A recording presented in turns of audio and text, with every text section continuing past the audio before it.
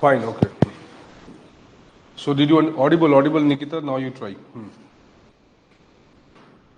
Anybody will volunteer? और आगे बैठने में प्रॉब्लम है कोई? अच्छा नहीं. I'm just asking, right? Sometimes we have the habit of sitting in the back bench. Throughout my engineering, everywhere I sat at the back bench. More safe place, है ना? Anybody can tell me, see, state why we did a discussion on that. What you are going to study, right? Whatever the subject you are going to study, it has a domain, right? It has a boundary. That boundary is defined by the political system. So whatever you are going to study in public administration cannot be understood without the boundary in which it exists. It is one of the most easiest subject, I'm telling you. It has a very limited theoretical base. Unlike sociology, pol science, Aristotle, Plato, ये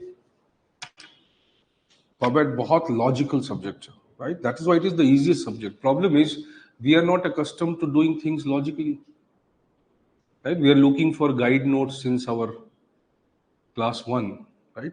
Third class का बच्चा भी tuition जाता है, सोचो तो. I'm seeing small children going to tuitions. Imagine. So obviously, how their logical thinking will be developed. So that is why don't ever think this is the easiest subject. It is borrowing knowledge from various disciplines, and it does not want you to specialize in those subjects. So polity का एक part है, right? But specialize नहीं है, simple है. Why? Public administration, the focus of the study will be within the boundary of political system. So from political science, we are borrowing some knowledge so that we can understand the public administration better, right? Public administration obviously means the system of government. So automatically the study of government becomes important. But what aspect? Only the aspect which is needed for us. We are not concerned about what Aristotle says, what Plato says. We are not concerned about that. We simply want to say that there is a government system. What is it? It's a political system. Why it is important? Because it decides what is to be done in the society. So what do we do as 𝘂𝗶𝗁? We do what has been decided by them. So technically they are our bosses, right? They are the heads under which an administration has to work. That is why we need to know them. Very little, right? Then financial administration, economics. Administration cannot function without money. So there is a need for using resources to achieve the goals we want. So we study one part of economics, that is budgeting, little bit of financial administration. See, so the subject is like a salad bowl. It has everything. You don't have to specialize in anything. Okay. It is a pure generalist subject. The generalist subject क्या होता है? See, by common sense understanding, you can write the answers. But common sense is highly uncommon. That is a problem, right? So we think nahi. Easiest subject, simplest. We just have to catch one idea, move forward with that idea, right? We should not lose track of that idea. Subject is very simple, right? So state क्यों पढ़ा? Because state is the boundary within which our study is confined, right? So how we define state now? Correct. It's a political entity which deals with power. Yes. Anything that has to be done in the society, any change which has to be brought, can only be brought about by power. This you agree? How that power should be used, that is also very important. So there is a system of power, but how this power will be used, that becomes, or that makes the study more interesting. Will it be used by a monarch? Will it be used by an autocrat? Will it be used by a democratic system? See? So we also intend to know, we also want to understand that how this power can be used more efficiently for people, for society. So we use the term that we moved from citizens, from subjects to citizens. This is a very important change for you. So today when you claim, when you say, I can enjoy my fundamental rights, as a subject, you cannot say you can enjoy your fundamental rights because there are no fundamental rights available to subjects. So see, whatever has changed from traditional to modern, that has made people more empowered. So the more empowered you are, right, the better use of power will take place in the society. So see, if king can use the power arbitrarily, then you don't have power.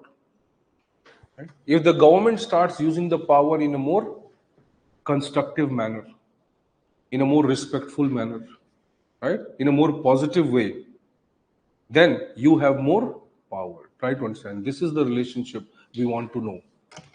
What happens if the state exercises power and people can control this exercise of power, right? So if people can control, it is the modern system, what we call as democracy.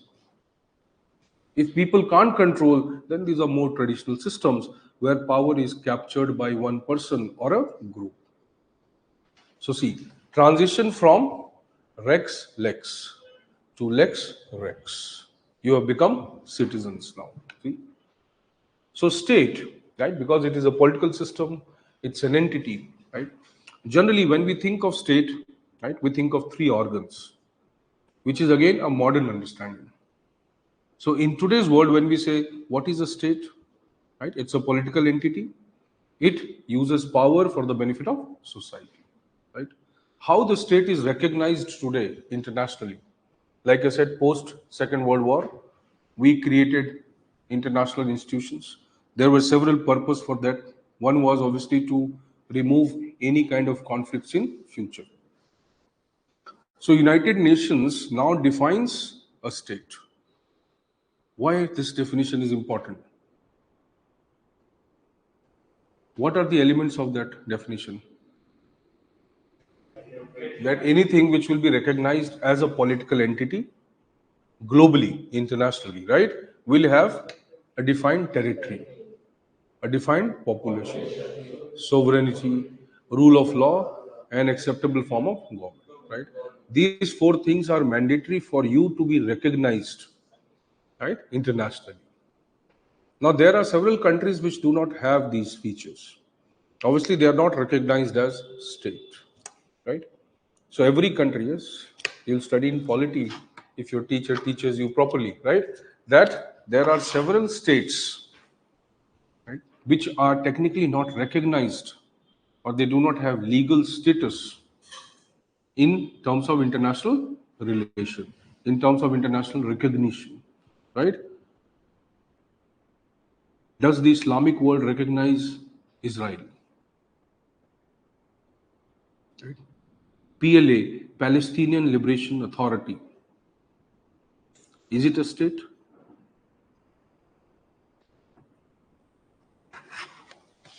See, so when you occupy, we'll talk about, so this is all general studies problem, right? So when you talk about these things, or when you recognize yourself as a state, you start getting a lot of benefits internationally. Right? If United Nations initiated a development program, then it will offer you, we are initiating this development program. Would you like to be part of it? Right? Because you are recognized state, you will get certain benefits from us. IMF, International Monetary Fund. So if developed countries try to manipulate the developing countries, but you are recognized, then you can raise this complaint, right, to these global bodies and say that my rights should be protected. So obviously you get a lot of benefits because of this status, right? But at the same time, obviously every country, every nation in this world, or every political entity in this world may not be a state, right? But it can be a nation. Now there is another concept called nation. Right? Today we are talking about Bharat, right? So Bharat is more like a concept of nation, right, rather than a state. Are you getting this point? Okay. Debate पढ़ा है? So if I say Article 1 of the Indian Constitution, right? Article 1 of the Indian Constitution says India, that is Bharat, right, shall be, right? The word shall makes it what? Rigid. It will be. Even will not should not be used. It has to be. There is no other option. So shall means must, mandatory. So India, that is Bharat, shall be union of state. What does this mean? India, that is Bharat. Prominence किसको है statement में? You know at least English language, you know, right? So you can say what is the subject of the statement? India है या भारत है? See, you read again. India, that is Bharat. So what is primary? What is supreme? Bharat, not India. क्योंकि India भी तो भारत है.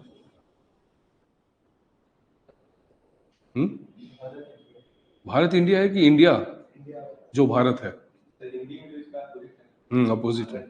Yes. हाँ, that is नहीं, same नहीं. Fine. Mangoes are oranges, right?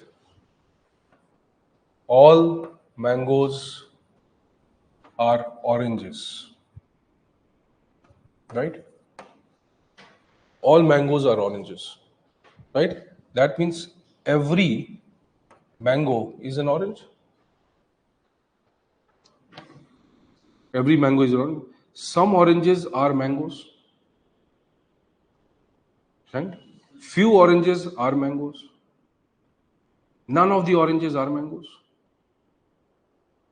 ये कैसे सही होगा?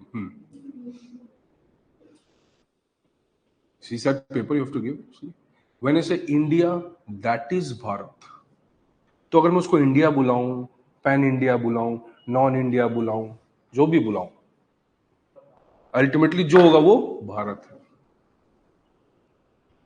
So I'm not saying that India is subsumed in Bharat, but I'm simply saying that whenever I refer to something as India, it actually means Bharat. Hindi mein when we are converting in jo ki hai, right? So if you understand that Hindi terminology, that itself will mean कि भाई यहाँ पे भी भारत ही primary है.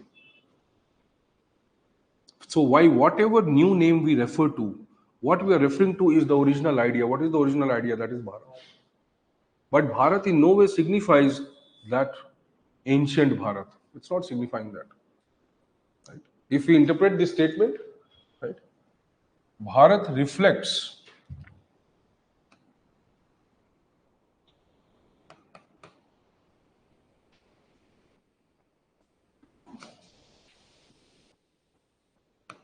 even though we say कि भाई India comes from the word Indus, and it has a reference to what? It has a reference to a region, right? To a region. Indus के इधर जो भी है वो India है.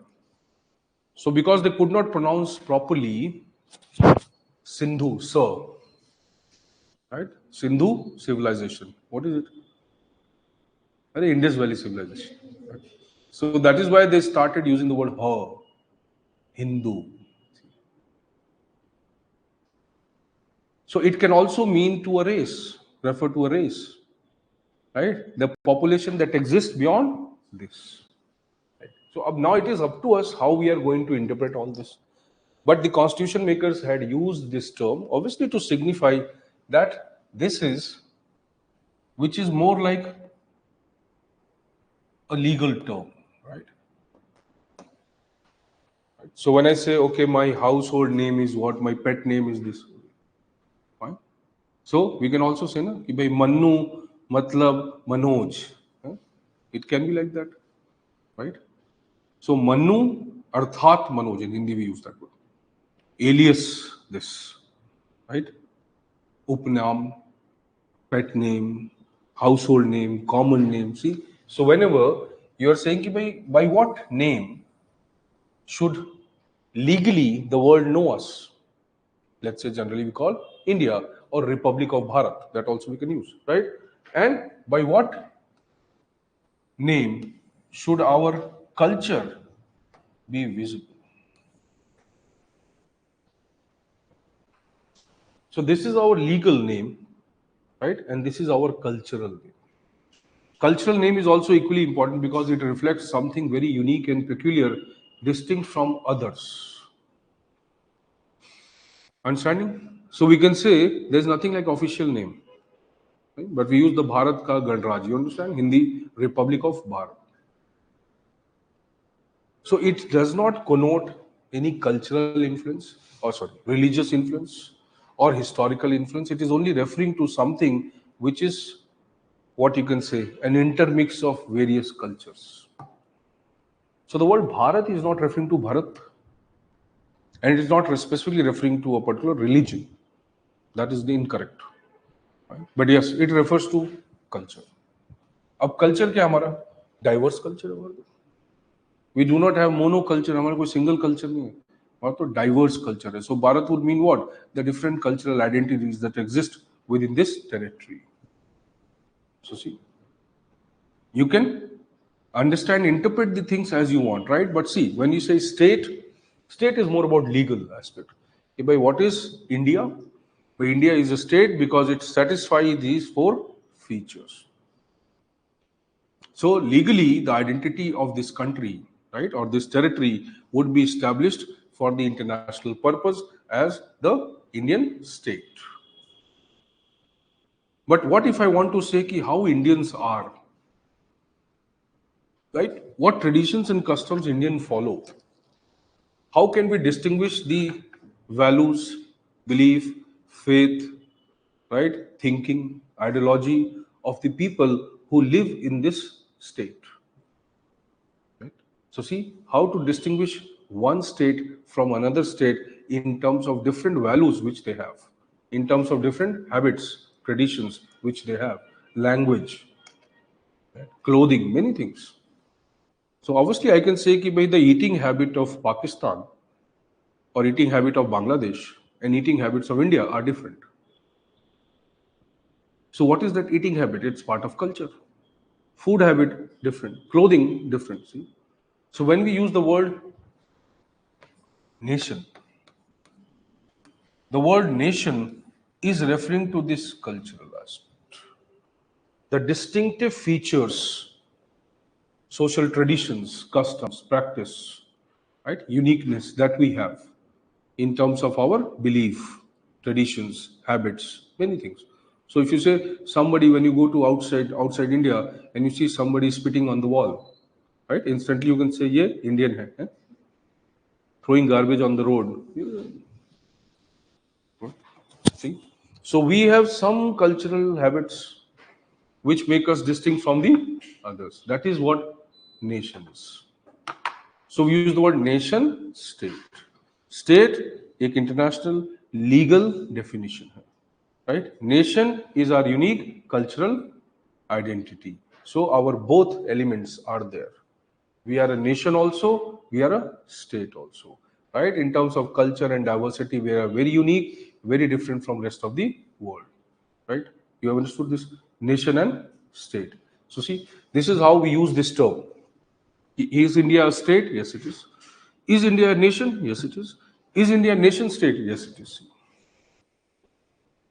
And so most of the countries in the world which are in political boundary, which have some political boundary, right, which recognize themselves as a country.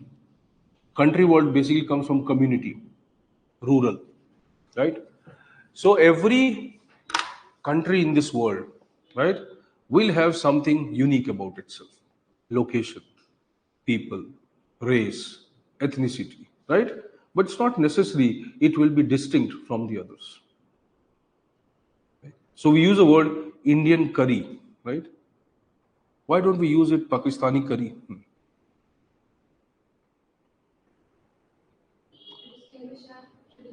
No, but see, that means the curry is peculiar to India,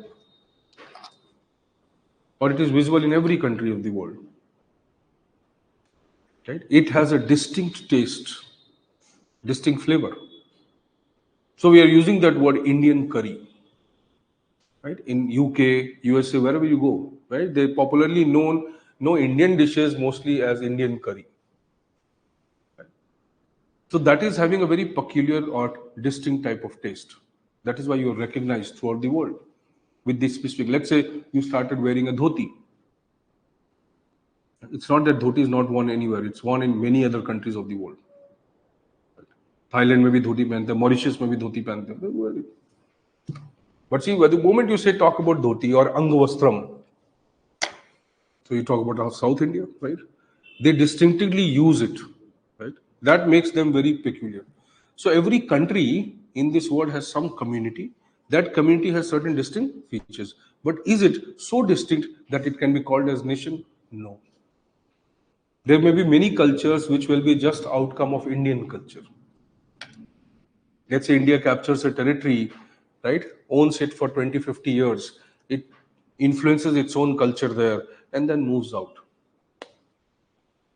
So that particular territory, even though it may have become independent today, it does not enjoy its distinct culture. It's just an offshoot, a spillover, a consequence of Indian culture.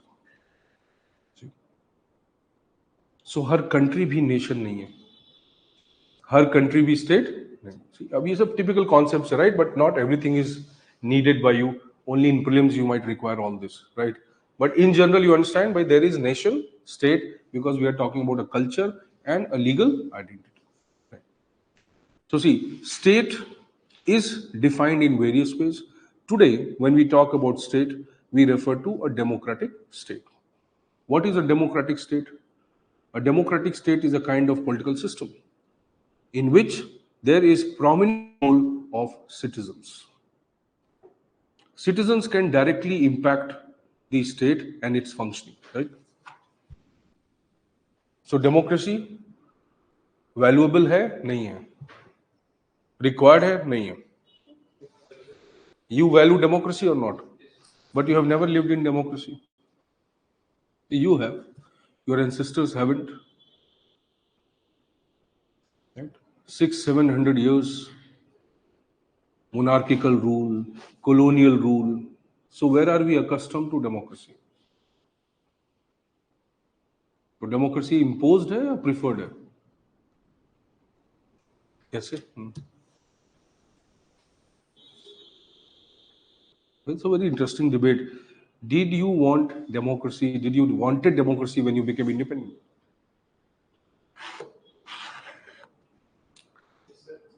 No. Where do you find the reference of that? We borrowed everything. Borrowing is not independently wanting something. कोई option नहीं है ना? See, first we were scared of colonial system.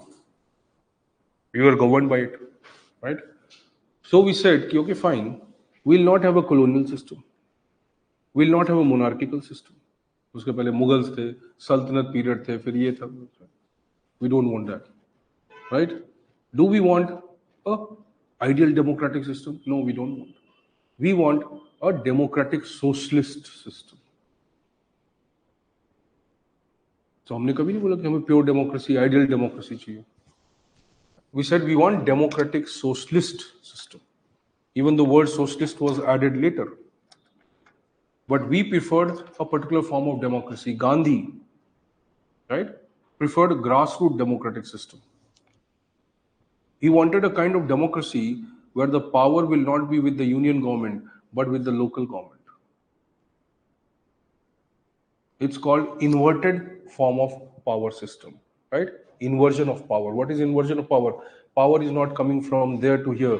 It is going from here to there. Yes. So Article 40 of the Constitution, Directive Principle of State Policy, does not say that decentralization of power will take place. It says there should be inversion of power. But we modified it and used it. Fine. Nehru was of the opinion that we need socialism, which is called Nehruvian socialism. Now, socialism is not democracy. So neither Nehru wanted democracy, neither Gandhi wanted this kind of democracy. Right? Patel was in favor of a market-based economic system. Right? He didn't wanted the government's control over economic system. He was more liberal, neoliberal type person. जिसको आप globalisation बोलते हैं आज, right? Same way they wanted this kind of economic model. And if he would have stayed, right? He died early, but if he would have stayed, he would have obviously focused on that. Bhagat Singh was socialist, a revolutionary socialist. तो ऐसा कौन है जिसको democracy चाहिए थी? See, now obviously the Britishers followed a kind of democratic system. And it became convenient for us because we were already being governed by their system. So it became easy for us to automatically transfer or shift into that model. Right? So see, democracy is a valued system, no doubt. It is a preferred system, right? But it's not necessary that democracy will have only one form. Right? And it may not be the most efficient system of governing. So many countries of the world have experimented with democracy also, different forms. Right? India is also one of that kind. You might have studied polity. You have studied polity. Parliamentary system, right? Parliamentary democracy. But that does not define the entire Indian democracy. उसके कुछ अपने unique traits हैं, right? But it's okay. We'll debate about it. But as of now, our focus is to understand democracy. Right? Now, democracy can have dominantly two forms, like we said, indirect and direct. Why we are using the word indirect and direct? In one, people take decisions themselves.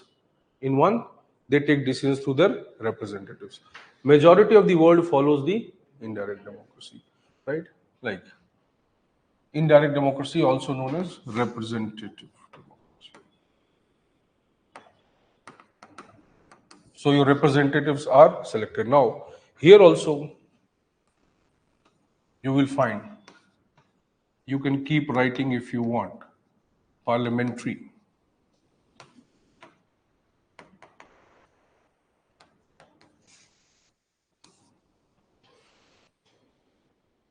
Parliamentary and presidential. Right? Now, come to this part. That's it. So we said there is a concept of state. Now, what is the nature of my state? What is the nature of political system we have, right? Or we desire? We can add several adjectives here: monarchical, democratic, dictatorial, socialist, capitalist, any form. Right? So let us say it depends upon how we have developed this system. Right? So in general, when we use the word state, it is a system of power, right? But this system of power comprises of three elements or three organs. So state is not a single entity. It comprises of three constituents, right? Components. Right? Why? Why should we have three components? Imagine a monarchy. Monarch has all the power. Monarch can create administration. Monarch can hire people. Monarch can appoint mantris, but ultimately it is the monarch who will have all the power. So to avoid such situations where power will be centralized and monopolized by a few people, we said, no, the actual idea of state, right, should be that its power, entire power, should be divided into different organs, into different systems, so that nobody can monopolize the power. So let's say it's simply like saying that in the family the power will be divided. There is power with the parents, but it's not with the father. It should be divided with the father, mother, and let's say even someone else, children. So let's say family has three components: father, mother, and children. Divide the power. Why? So that none of them can become absolute. So if I give all the power to one, someday it will become absolute. If I give them, they will become absolute. So anybody who gets the entire power has the tendency to become absolute. Once you are absolute, it will be very difficult to control you. Right? It will be very difficult for you to become answerable to the people. So see, the concept of state comes and the idea of separation of power comes. Okay, this is known as separation of power. This is a concept which says that state should be divided into three organs. Right? These three organs should be legislature, executive, and judicial. So this idea, right, or you can say this is a principle which should be followed, that the power of the state should be divided into three organs. Right? This principle is called separation of power. Who gave this concept? Right? American philosopher and academician. Right?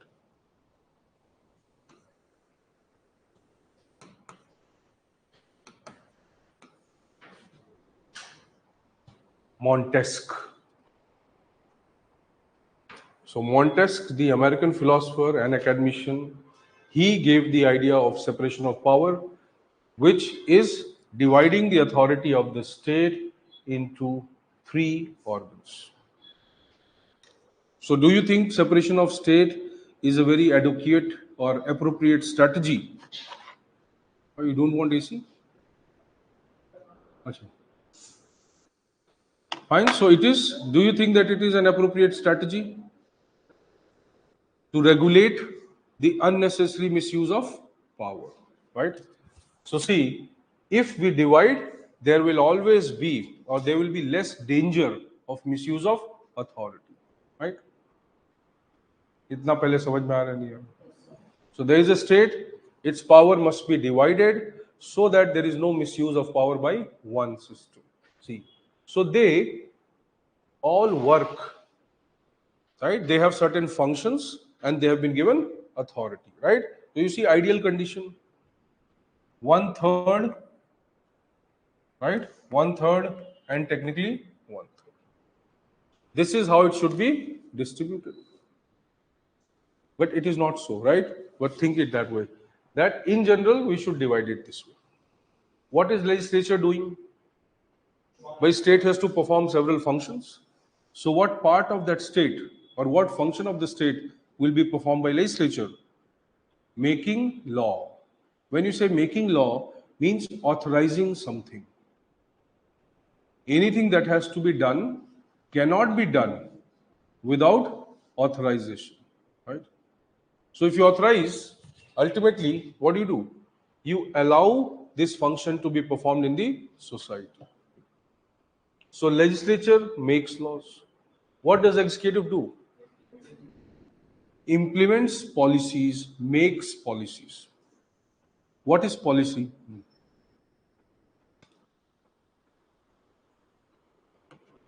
Now you use the word every day. What is policy? Rules are law. Framework to reach the certain objective. Correct. What is the work of an ATM machine?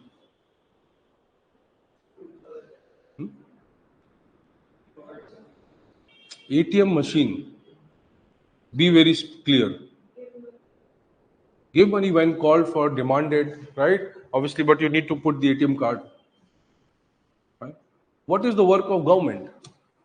To give you goods and services. Right? So when you say what is the work of an ATM machine? To give money, to give cash, dispense cash, correct? Right? So same way, what is the work of the government? To make policy. Policy is the function of the government. Right? Policy word comes from the word politics. So what is the function of the government? Policy. Policy comes from the word politics. Technically, what does it mean? The role or whatever role government has to perform, it can perform only through a framework called policy. So you can understand this way, what is policy? The action and the decisions of the government are known as policies. So executive makes policy, and this is called as government. So see, state is not government.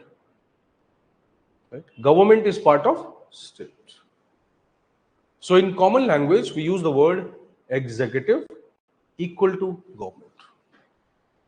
So just like I said, dispensing cash, ATM, making policy, government. So see, decisions, actions of the government are known as policies. Okay, basically in Roman Republic, right? In Greek political theories, they started using the word polisia, right? Or polis. What is polis? Political system, power. So वहां से word policy आया, right? We use the word polis, political system, power, right? Polis and res publica.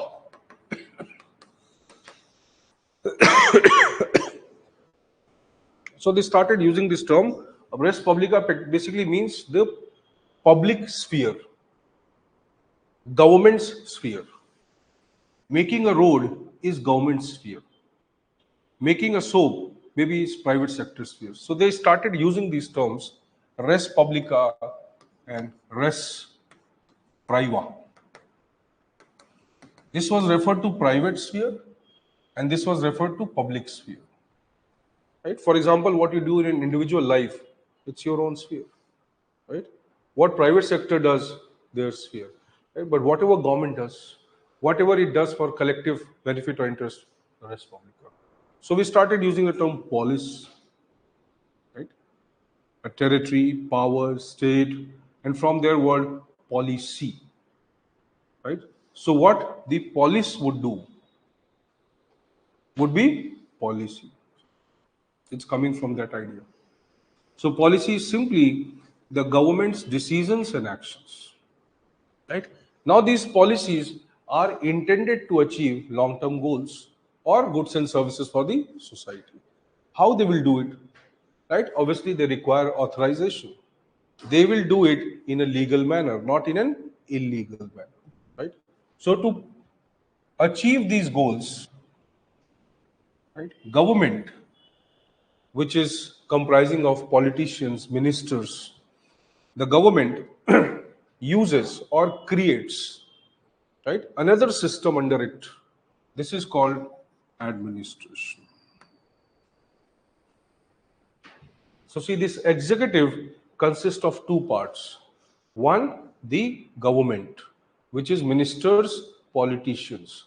Other, the civil servants or public servants or bureaucrats that you want to become, known as administration. That means, can I simplify and divide that this is political, right? And this is official.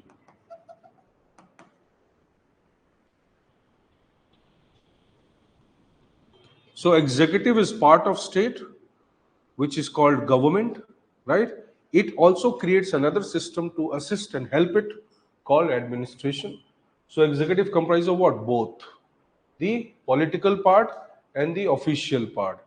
Why we call it official? Because they are officials. They are appointed by an examination. They are recruited through a system, right? They don't get elected. So can I say political or elected?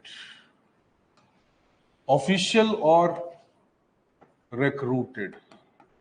Now see, you want to be here. So you want to be an official or a recruited part of the system, and you are administration. So the system which is hired or created by the government to perform its functions, right? And it works as per the laws, rules, regulation created by the parliament. This system is called public administration. This is what your domain of study is, public administration. Public here will mean government. So government administration is public administration. Right? Now it is a very complex system. It is not that simple as it is depicted here. Right? So one organ makes laws, other makes policies, implements these policies. What does this organ do? What does it do? See, the idea is that because they have to implement and make things, okay, they need power. They already have power, right? But because they are the ones who are doing it, so they are in interaction with the people because they are doing it. Right? They are making law, but they are not doing it. They are authorizing them, right? But these people are doing it, implementing it. These people are also not doing it, right? They're just monitoring it. See? So let us say your driver is driving and you are sitting behind, and there's an accident.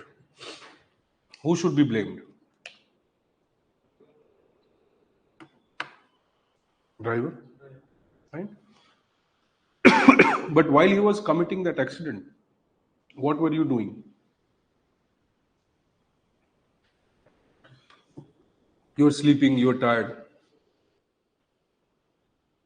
You did not bother to find out. You were talking to someone on phone, watching reels. What were you doing? Now see, obviously there are two concepts. One, immediate responsibility, driver. Ultimate responsibility, owner. But when the moment they note down the number of the car belongs to you. So see, logically, you understand this way. Those who are doing it, right, they automatically or sometimes they will always be leading to some accidents. They will hit people. They will misuse power, right? They can maximize their interest and not the interest of people. They may be corrupt. because they have power. And you have given them power that use it for the benefit of society, right? But because it's not necessary that they work only for the interest of people, they can work for their own interest. So see, the system which is involved in doing, interacting with the people, that system always has tendency to misuse the power. Because see, directly they are impacting the society. So they can do it for the society, they can also do it for themselves. That is the idea that, okay, see, people who are doing it, implementing it, when they have power, they also develop a tendency to misuse this power. So what is to be done now? They have authorized them, they have started using it, they hired them, right? They are monitoring them, but they cannot monitor everything. Like I said, you are sleeping and the driver hits someone. So it is quite possible that this government is doing so many functions and it has given responsibility of implementing it to administration. Administration is not doing the way it was decided. So they have to be monitored. In case they are not able to monitor effectively, then what? Right? Then this is judiciary. So generally, judiciary has been created to come into the picture when these organs misuse the authority. So this system is designed, separation of power is an idea which says nobody can monopolize the power. Nobody should misuse the power. And in case that happens, there will be a system permanently dedicated to monitor and supervise those who can misuse this power. Right? Now you understand that why this is very important. So it creates a balance, right? It creates a check on these two organs. Okay, this is known as system of checks and balances. So it is able to bring this to equilibrium, right? You are using excessive authority, you are not given this authority, right? So we will now control you. So judiciary's purpose is to monitor those who are in power. Now this is a basic concept of state. Now, so see, these three organs, they are separated in terms of function and authority, right? Now come back here. So what happens now? See, this is the actual idea that we'll create a state. The state will have these three organs, right? And they will be managed in this manner. Right? Now come here. Parliamentary system of democracy. There also a state is there, which is called a democratic state, right? Here also a state is there, which is called democratic state. But what is the difference? In parliamentary system, right, we believe that these and these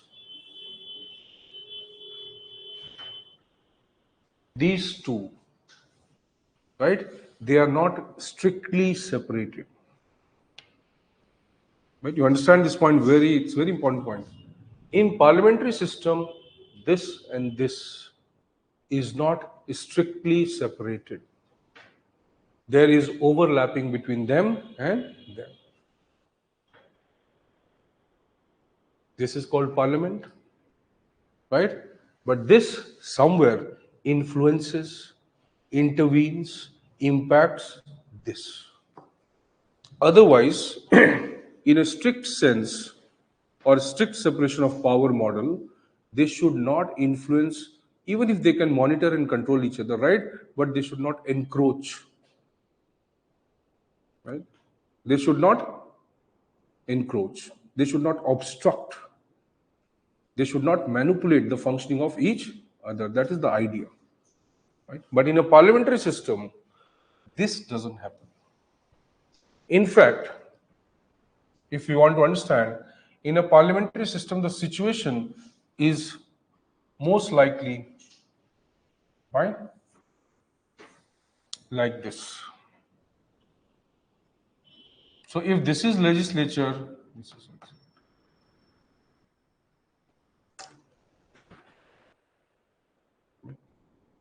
somewhere the executive is coming from, originating from, emerging from, is born from the legislature. That is called parliamentary system. You see, in India, The ministers first become MPs. The ministers first become MLAs, right? Then they become ministers. Only there is a small provision which says that, okay, even if you're not an MP or MLA, you can be a minister, but only for 6 months or maximum 6 months. That is an exception. But what is the general system? The general system is that the legislature actually creates the executive. Prime Minister sits in the parliament, he can, right? He belongs to the parliament technically, Rajya Sabha or Lok Sabha. President in parliament system we have or not?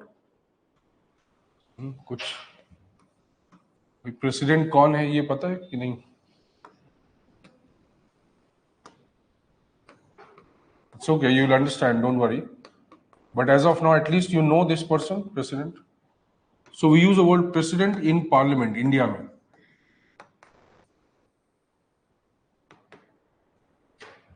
Now, president is actually known as the executive. So in India, the president in parliament system is followed. President is also part of the parliament. Right? He summons the houses of parliament. Right? Presidential speech is given in the parliament, first session. Right? Then, likewise, every year, right? The first session, the initial speech is by the president.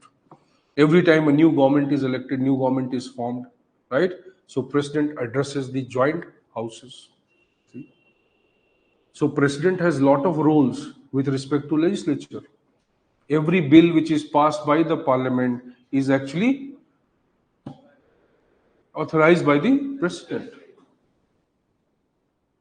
So a bill becomes an act only when president approves. See? So we have two persons, president and prime minister. Right? Prime minister is also part of parliament, and somewhere president is also part of. That is why we say president in parliament. Now see, as per this logic, the executive should not be part of this separation of power if it is strictly followed.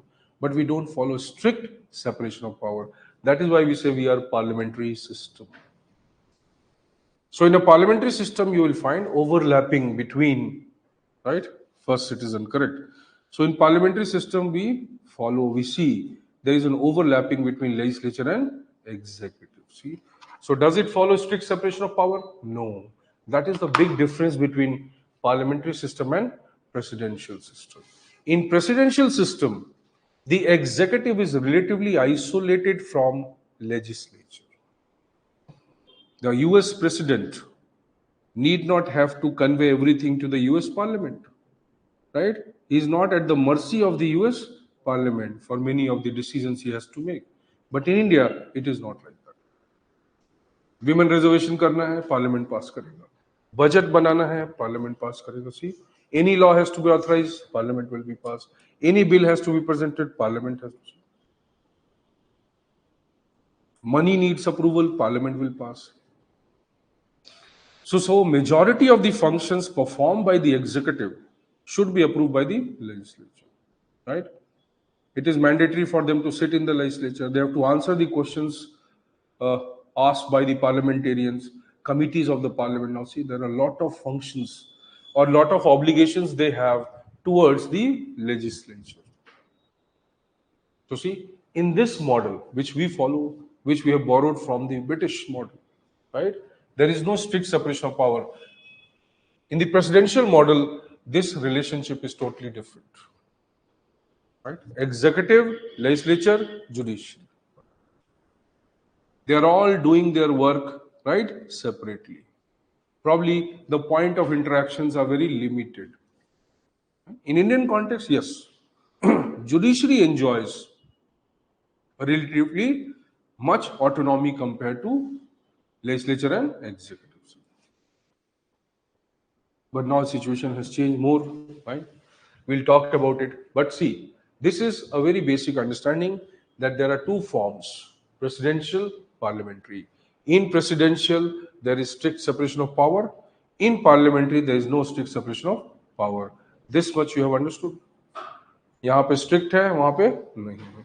Fine. Now see, India ने कहाँ से borrow किया this model? Correct. What is it called? Correct. Tell me, what is it called? Anybody can tell.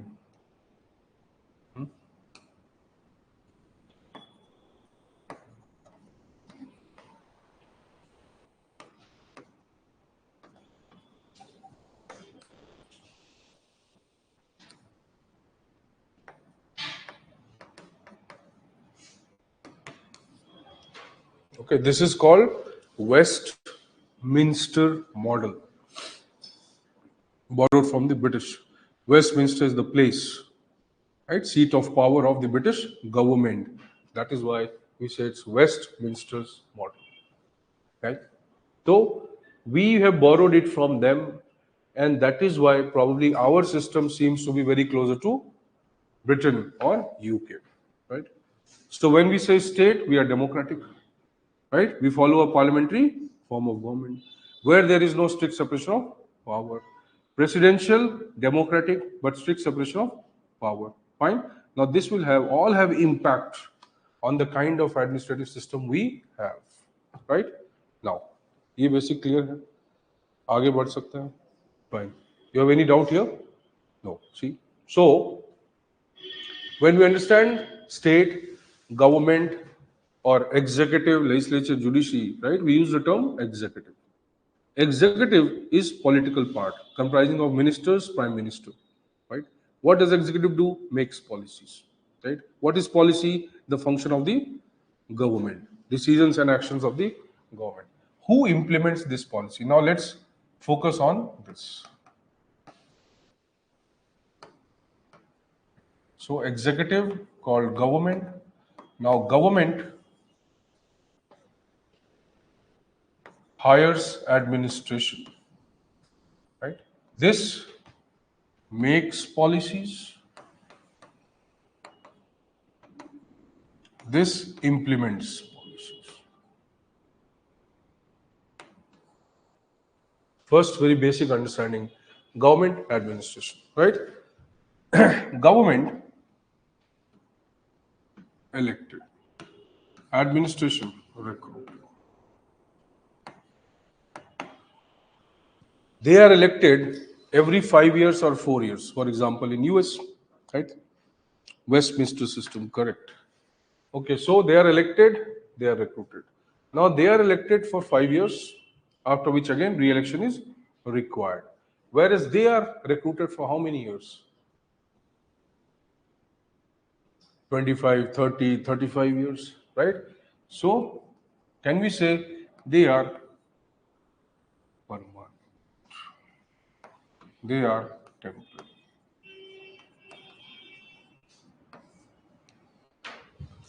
So they are called permanent executives and they are called temporary executives. So our subject focuses on the permanent executives. Those who are there, right, for almost 25, 30, 40 years, right? So why they are called permanent? Because they are for a long time, or there is some other reason. They don't need to be re-recruited. Once recruited, they are in the system for a definite period of time. This means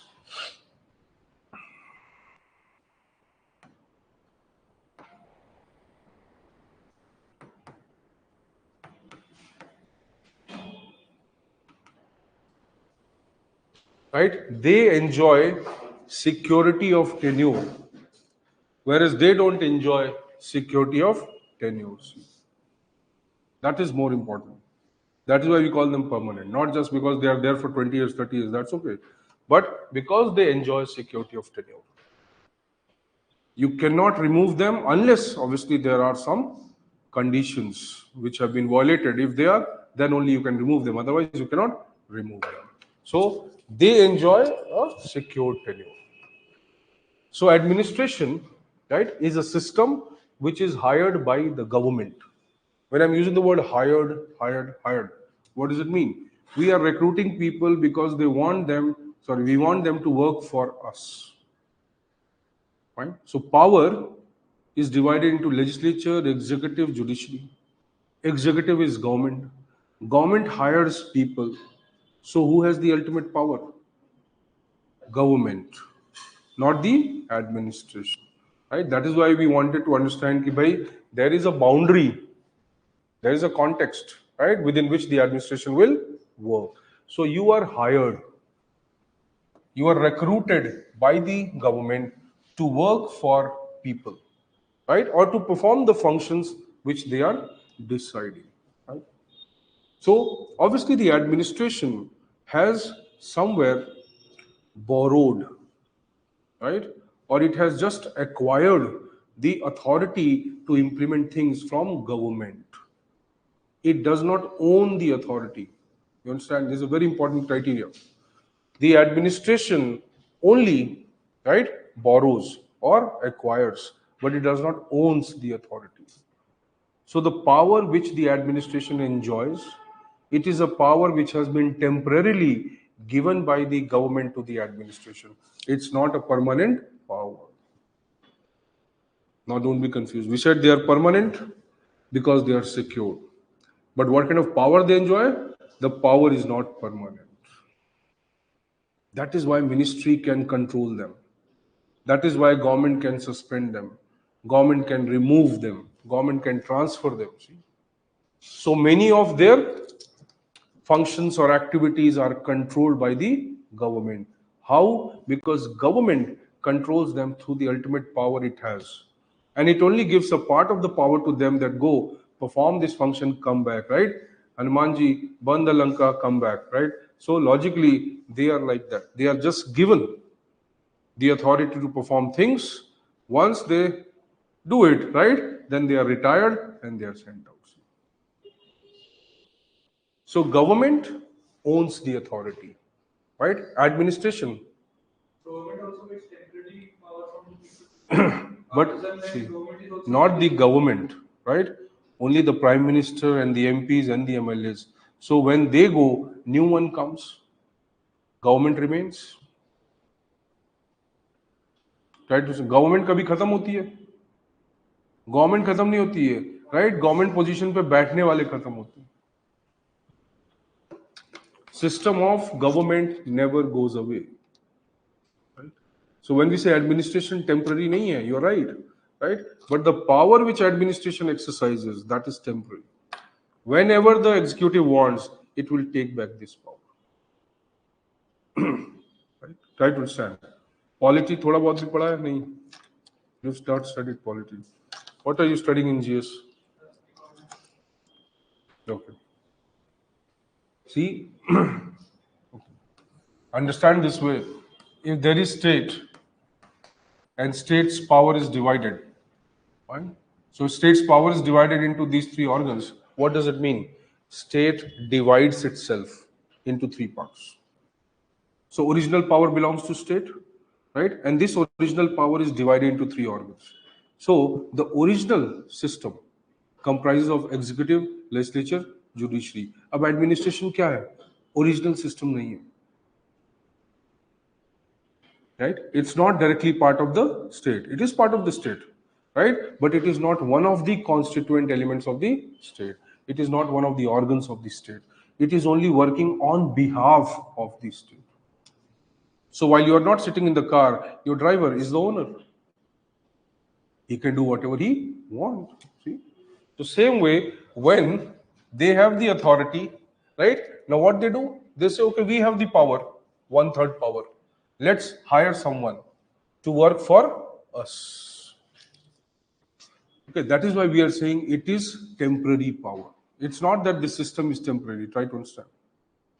But the power with which this system is working, that is subject to control of the executive. So who's the absolute owner? Executive. Right? Who may be day-to-day owner? Administration. But only for performing the functions which are given to them. See? So Prime Minister cannot become equal to collector. Right? Even if collector says, I represent the government in the district, but I am not the government. Why? I represent the government. So on behalf of government, that is different. Being the government is different. Understand? That is why you are government servant. You are not government. ये है difference, ठीक है? इसलिए we are using that term कि administration क्या है? एक system है which is recruited, created by the government to perform its multiple functions, right? So see, so one thing becomes very clear, that we have something called public administration, which is a system created by the government to perform multiple functions, right? So is public administration part of the state? Yes. Is public administration state? No. Right? Is public administration hired by the government? Yes. But is public administration government? No. That is what you have to understand. So government and administration are two different entities, right? Though government owns the administration. Right? So many times you'll see ministers feel they own the public servant. That is incorrect. Government own करती है, minister नहीं. Prime Minister भी own नहीं करता है, government own करती है. What is government? All of them together, the system, not an individual, right? So see, but still, so public administration is that system, right? Now, if we have to understand or define it, so the simplest definition is government administration working for public interest. You understanding this? System working for people or citizens. So in any political system, the administration is the system which is hired, right, or recruited by the government to serve the needs of citizens or serve the public interest. That is called public administration. Understanding this? Now let's complicate it, right? Because now you have understood it, so we can go a little further now. See, so we are using the word public interest, right? Now you should write. So I've used the word public interest. Now it becomes interesting now. So public administration system hired or recruited by the government to serve public interest. What is public interest? So see, this is the primary function you have to perform, right? So you must know what it is, what you are going to do in the system. Correct. What are the needs? I want a Ferrari F50. So not whatever you want, right? Whatever is necessary. Welfare. Okay, let's have one more word. Now slowly you will enter into PubEd. Abhi to PubEd, we 0.10001% bhi nahi start hua. Once you enter into that, then you'll start enjoying, because practically you'll see everything here, what is happening. And you don't have to think theoretically, abstract, kuch nahi. Sab kuch realistic hai jo ho raha hai. Right? Several examples. We'll discuss so many things, you'll understand it. Whatever I'm reading every day, achha, this is what theory is. Nothing is abstract. Everything is very clear cut. Public interest abhi bola. Kisne bola welfare? Fine, accepted. What else? So somebody says public interest is welfare. Okay. Services and goods to fulfill the necessity of the population. Okay, fine. I am using something like essential needs. Okay. Upliftment. So should we use some word? Inclusion? Right? Resolving the disputes. Conflict resolution.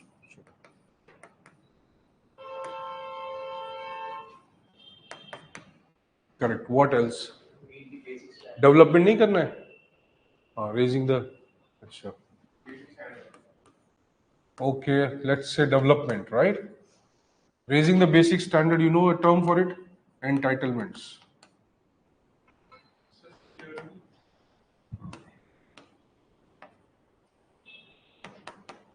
Anything else government has to do? ये सब कैसे होगा? Right? You'll start begging the God, kindly shower upon us the gold coins, right? So that we can perform these functions. So government has to earn money also, no? How will you do all this, right? So somewhere you need something else. What? Resources. So government को भाई taxes भी collect करने होंगे. That is also a function, right? Collect tax and then include people, provide essential services. There is this. Then justice, nobody said. What about protection of weak, protection of vulnerable minorities, women? ये भी तो चाहिए भाई, right? Justice भी चाहिए. See, now moment you think of the role of the government, most of you have highlighted, right? Different, or multiple functions which government performs. Can all this collectively be called public interest? Can it be called? Yes. Right? So public interest is what? Is it a one term? Is it a one definition? No. It is a complex, right, or umbrella term. It includes many things. So it's an umbrella term which signifies variety of functions or variety of services, functions, or what you can say, duties which the state or government performs to fulfill the public interest or fulfill the needs, demands, utilities, whatever of the society. So can I say one word, right? Satisfaction of society. Will it be a correct word? Needs of society. आप सिर्फ need के लिए काम करते हो? Do you work only for need? Right? Then you should apply for a very normal job. Huh? And obviously you can fulfill the needs of your family to an extent. You're not working for need. Need is the basic requirement. So public interest क्या है? See now, let us imagine you are born in America, in a developed country. Right? How will you define public interest there? Empowerment, correct? Right, Nikita? So one more word comes, empowerment now. ये भी चाहिए. So you're born in America now. How do you visualize what is public interest? You already have so many things. Literacy is there, education you have, right? Your basic needs are fulfilled. Survival आपके पास है भाई, right? State sponsors your survival if you're not employed. Netherlands, you know, you get one of the highest payments if you are unemployed. बहुत सारे Indians अभी shift हो जाएंगे पता चल गया तो. They will reverse the policy. Right? So many of the Nordic countries. What are Nordic countries? दुनिया में most developed, most happy, right? Sorry, most developed, most happy, right? With highly progressive culture, Nordic countries, highest in the Human Development Index. Norway, Denmark, Iceland, Luxembourg, and likewise. But we use a reference of Nordic countries. There are more countries in that. But this represents one of the most developed, most evolved, most happy, right? Probably most mentally healthy countries of the world. Good infrastructure, everything, right? So if, let's say, you say कि भाई I have, my interest is basic needs, not required there. Right? Your basic needs, your survival, your education, even your employment is secured by the government. And most of them are carbon-free countries now. Almost zero pollution, they are focusing on that. Right? Many of these countries, including France, their majority of power energy requirements are either through solar or through nuclear. You can directly drink tap water there. Right? Here, if you have to commit suicide, then you can drink directly tap water. People don't have to look for cyanide here. Directly जाके municipal corporation का पानी पियो. So ये देखो, different. Now see, when you say essential utilities, basic needs, right?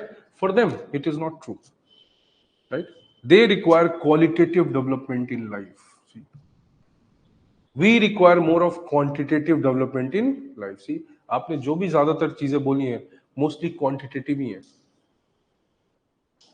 You have written most of the things just for the security of your life. This is the change perception. So if you're born in UK or US, or let's say a developed country, and where you have experienced your basic amenities are fulfilled already, your urge would be for qualitative development. So there, public interest will be more qualitative. Here, public interest would be more quantitative. If we fulfill ours or we get our stomach filled, we feel government has done a lot of work. See, all the people are voting no because in COVID they got those free ration, 500 in the account, right? They are still dying for free electricity and free water. They don't think that they can earn and pay the bill, right? But they are thinking why to earn more when we have free electricity and free water. See, reverse psychology. So public interest is not a universal idea, first of all. It does not have a single definition, right? But it is both qualitative and quantitative. So no doubt, every society demands or every government needs to fulfill the public interest of its society, right? But for every society, yes, the criteria, the content, the features of public interest would be different. Yes, no doubt, every society needs public interest. No doubt about it, right? But nature and substance of this public interest, right, would be different. Goods and services would be different. Priority would be different. See, in America, people are fighting mostly over trademarks, patents, copyright, intellectual property right. A lot of disputes are regarding that. In India, you go to the courts, you'll find a lot of disputes are regarding what? Correct.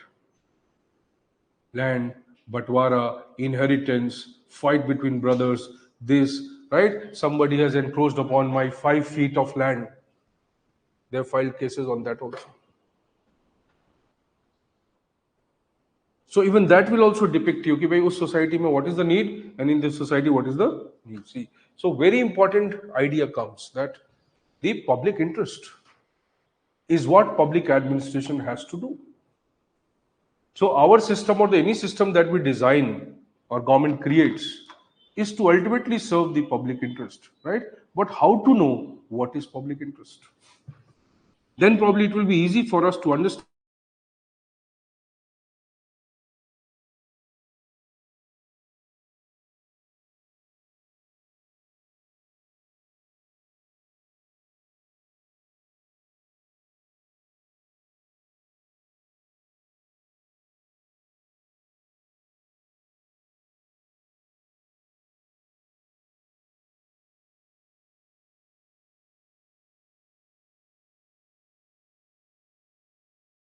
various philosophies to understand public interest. So public interest is not a defined criteria, right? But no doubt, the basic assumption, the basic logic behind public interest is what? That, okay, just 1 second, what happened to this? Right, is that somewhere every society needs to fulfill the public interest. And as per the needs or as per the demands, as per the level of evolution of a society, the nature of public interest or the content to be delivered, the goods to be delivered, they will change. So public interest needed in US also, public interest needed in India also, but the nature of goods and services will change there, they will change here. Criteria can be same, right? Like, let's say, public interest should also guarantee something called equality. Now you've talked about, sir, this is public interest. Now I'm asking you, what should be the basis of serving this? You want to give goods and services to everyone. How will you identify who should get more, who should get less? How will you identify who needs first, who needs last? ये कैसे पता चलेगा? Correct. Okay. One is economic basis. But are you getting this point, what I'm saying? One, we talked about what are the aspects of public interest, right? But other aspect is how are we going to deliver this? What will be the basis of doing this public interest? क्या होगा? What should be the criteria? Who should be given first?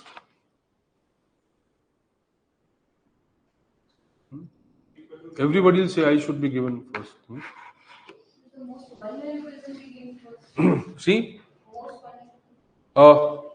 let us say a background, a person coming from a poor background, right? Poor background means not that poor, but okay, average background. A person coming from, let's say, a bureaucracy, background of bureaucracy, father is bureaucrat, right? And one person coming, his father is a farmer. But he also earns okay, right? Not very much, but yes, survives well. Who has better claim over civil services? Whose claim is more justified? That means nobody's, right? Or claims of both are justified, provided they follow certain things. Who is working hard, right? Hard work is done by that rickshawala every day. A lot of hard work he does, right? Too much of physical labor. Will he deserve that seat? You missed another point. Merit be a criteria, not just effort, right? Labor is inevitable. Hard work तो करना ही पड़ेगा. But hard work से capability, merit, understanding, right? Many factors will influence this. But let us say now the person coming from bureaucratic background, he says, see, I have lived my life this way. I've enjoyed all these benefits, right? If I don't get through, my life will be ruined because I am accustomed to living in this manner. And he tells the son of the farmer, see, you can live anywhere. Right? You have almost lived throughout your life in a particular way. Right? It doesn't matter if you don't get into civil services. Right? But I am accustomed to that living. I have more claim or better claim than you on the civil services. Will it be justified? Why not? Why not? When you say, my father was poor, it is justified. You are not poor, let's say.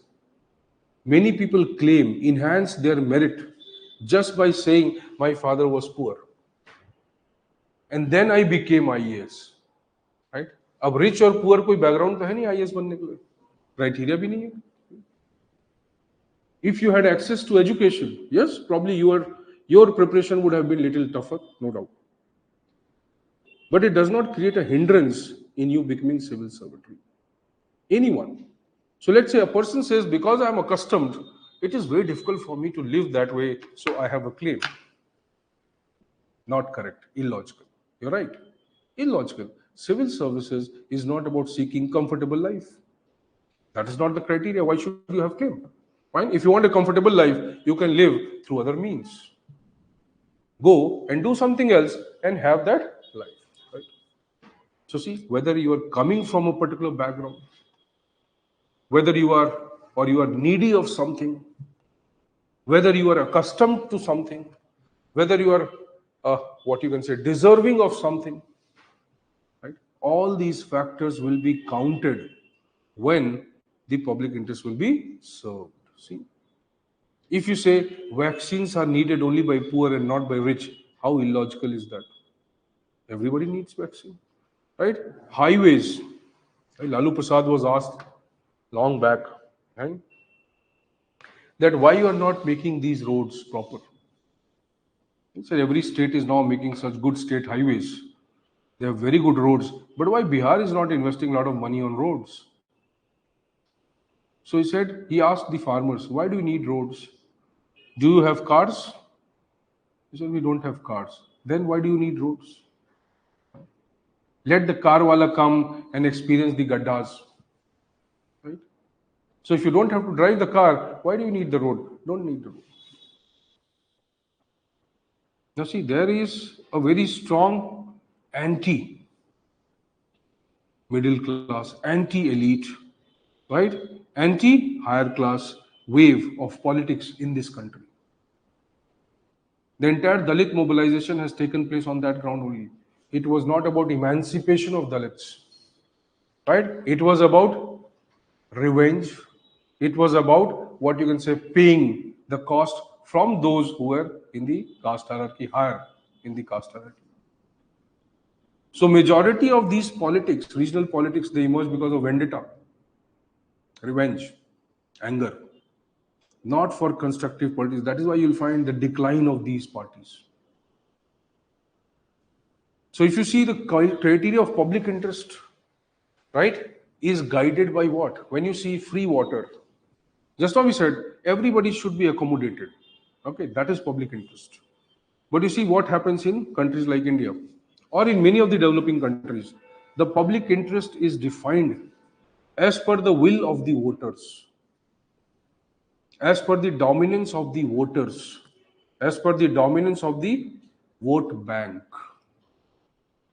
होता कि नहीं होता भाई लोगों ने बोला सी हमें ये चाहिए, right? Now government feels that this is the right time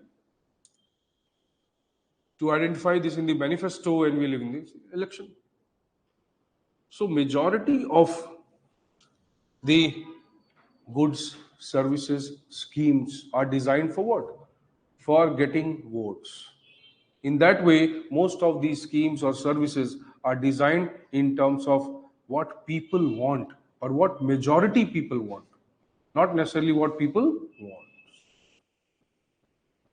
So public interest suffers from politics, suffers from this bargaining, right? Vote bank politics, electoral process, and so many things. So in any democracy of the world, whether it is developed or developing, doesn't matter.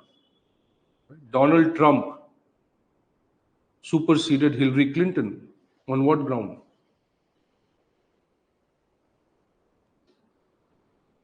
What was the agenda that he won the election?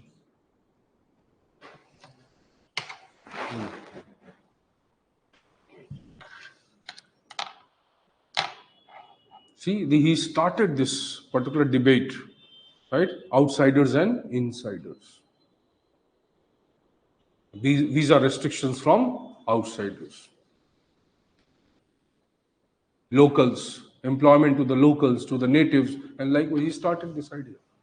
See, a developed country like US is acting like a normal state of India, where people are demanding the jobs for people of that particular state. So any country of the world which is democratic, where people have a lot of freedom to exercise their opinion, you will find that government taking most of these initiatives are not based on any of the criteria we talked about, right? Neither it is need, nor it is demand, nor it is inclusion, nor it is justice. Okay, these criteria are not followed. What is followed? What suits the politics. So most of the countries in the world, they do not provide goods and services based on any logical criteria. They create programs, they design schemes based on, yes, on vote bank politics. So now this poses a big problem, that government decides public interest as per voters' preference, as per vote bank politics, right? One government comes, the public interest changes. Other government comes, the public interest changes, right? But this is not how the system should work, right? So we should have a defined knowledge that we can use. So scholars are not politicians, right? So see, scholars of public administration, those people who contributed to the study of public administration, they said, okay, there is a particular way to understand what is public interest. We need to develop some principles, some basis on which we can define what is public interest. And this basis can be used by the governments, they can be used by the administration, they can be used by different countries, right, to develop their own package of public interest. Right? India wants to develop, do something, let it do it. But what is the criteria? They should have some criteria, they should have some basis on which they will serve this public. So they developed certain philosophies, right? So you give this heading, you write few things here, because pub ad without public interest cannot be understood. So you give a heading, public interest.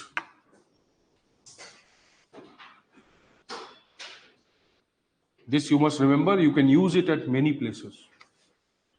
And GS, ethics, wherever, pub ad. So many places you'll encounter this term, public interest, right? Public interest, right?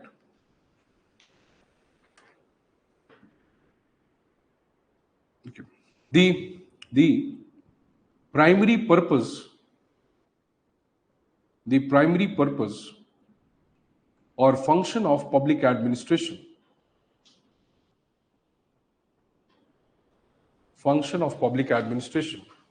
is to serve, sorry, the public interest.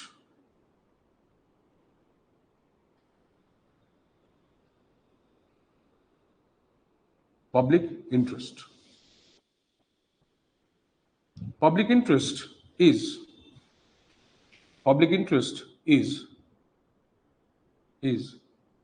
an umbrella term. Public interest is an umbrella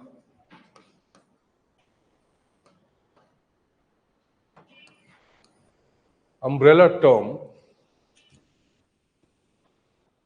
which includes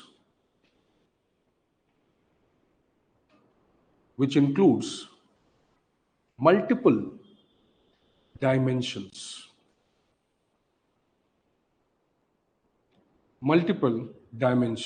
comma, characteristics,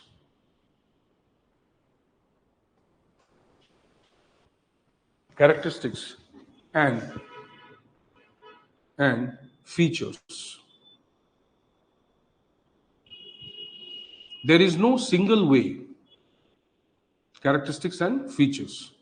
There is no single way of defining public interest. PI you can write. Single way of defining public interest. In fact,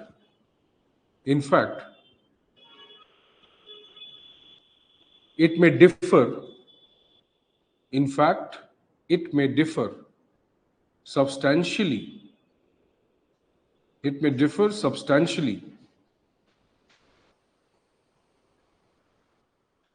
between different societies.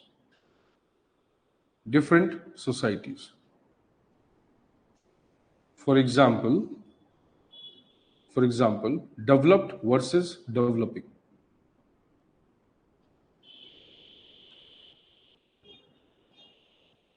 Or urban versus rural.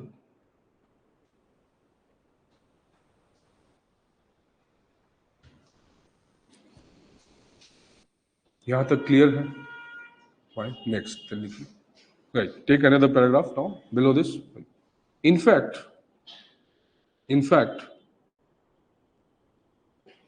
most of the developing countries like India,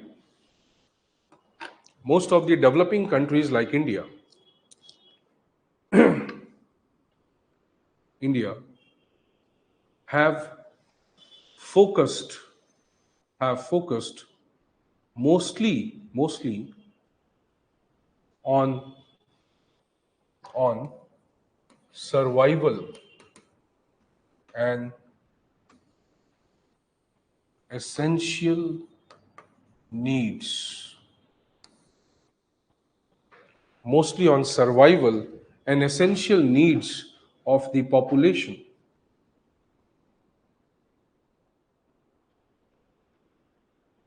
Needs of the population. You have an example? Essential needs of the population. So, keep writing. So, for us, public interest may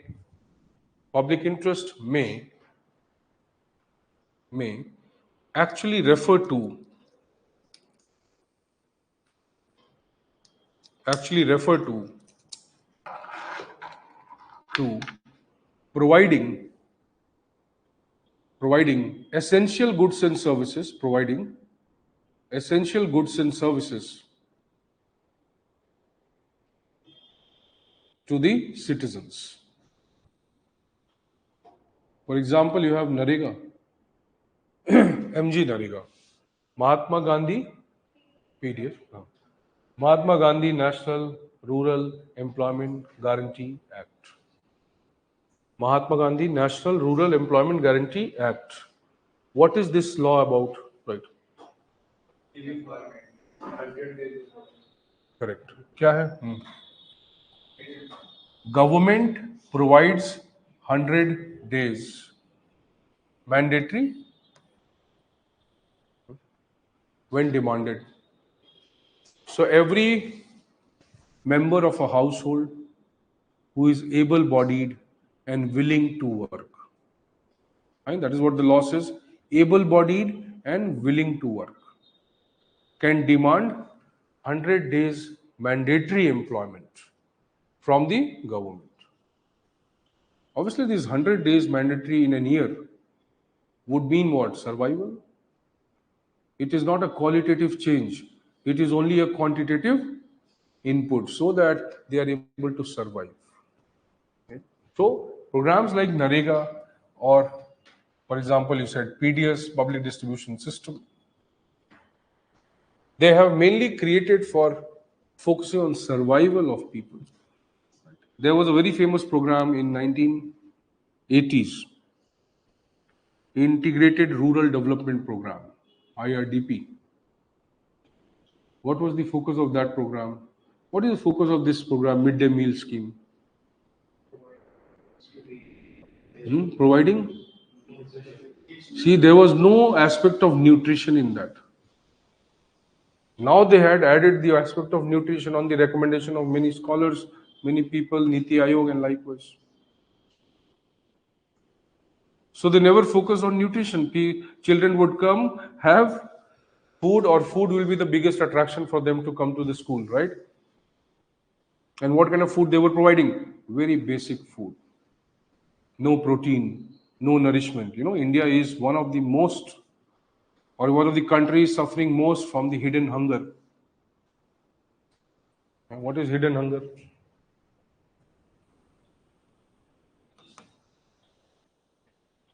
क्या है hidden hunger? Not the politicians wala. Malnutrition, correct. Lack of nourishment. Stunting. India has one of the highest rates of stunting. So, see, we are a country suffering. Now, obviously, they are trying to overcome. Fine, but obviously, you should not trust all the data given. In reality, right, majority of the people are still suffering from this hidden hunger. So, we have designed so many programs, keeping only the focus that हमारे यहाँ interest क्या है, how public interest can be served. Okay, provide them chawal, dal, roti. That is public interest. See. Poverty alleviation programs focusing on basic calorie requirement. How many calories are needed?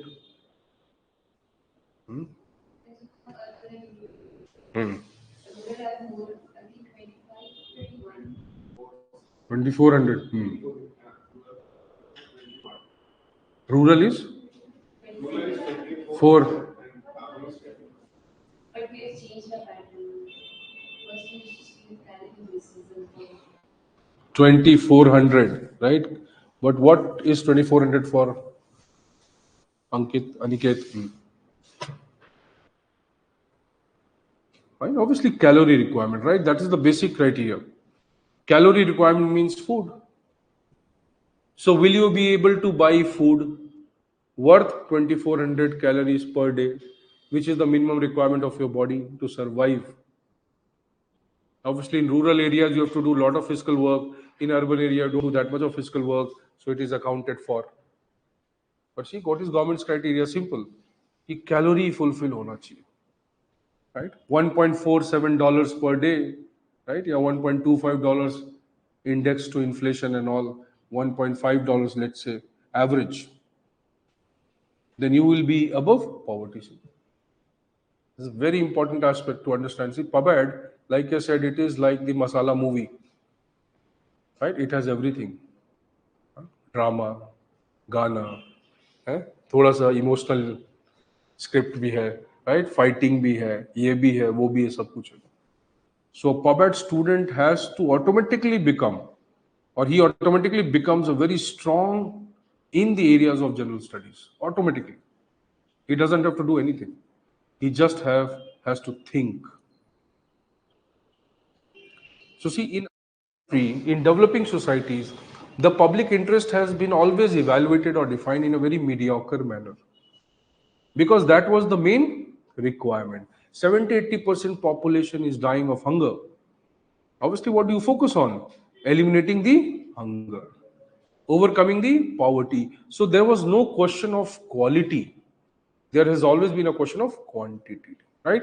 But unlike that, in developing countries, obviously, we are focusing more on qualitative development. Now they talk about human rights. And since last 60 years, they are talking about human rights. Universal Declaration of Human Rights, United Nations, 1947. Right? Sorry, 1945. So Universal Declaration of Human Rights comes. And Universal Declaration of Human Rights talks about this. Obviously, this was unheard of in India. Even if your constitution says justice, but where it was visible, it was not. Even today, it is not visible. Government is bringing change in the IPC, CRPC, all these things, right? It's not modifying the Indian Police Act, 1861. Why it is not modifying it? Right? The power, the police will lose its power. Once police loses the power, the government loses the control over society. So we are still in that phase where we are not much focused upon qualitative developments, right? We are doing progress in education, health, technology, everywhere. But the benefit of all these developments are taken only by a meager 20-30%.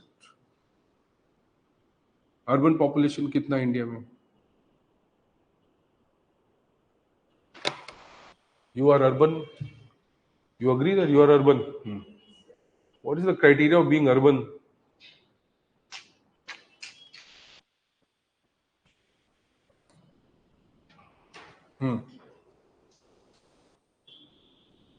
Anybody who knows about urbanization and problems of Indian urbanization must have read about urban population. Have you read it? No. Nobody. Newspaper, anywhere you've read it? Rural. Okay. See, census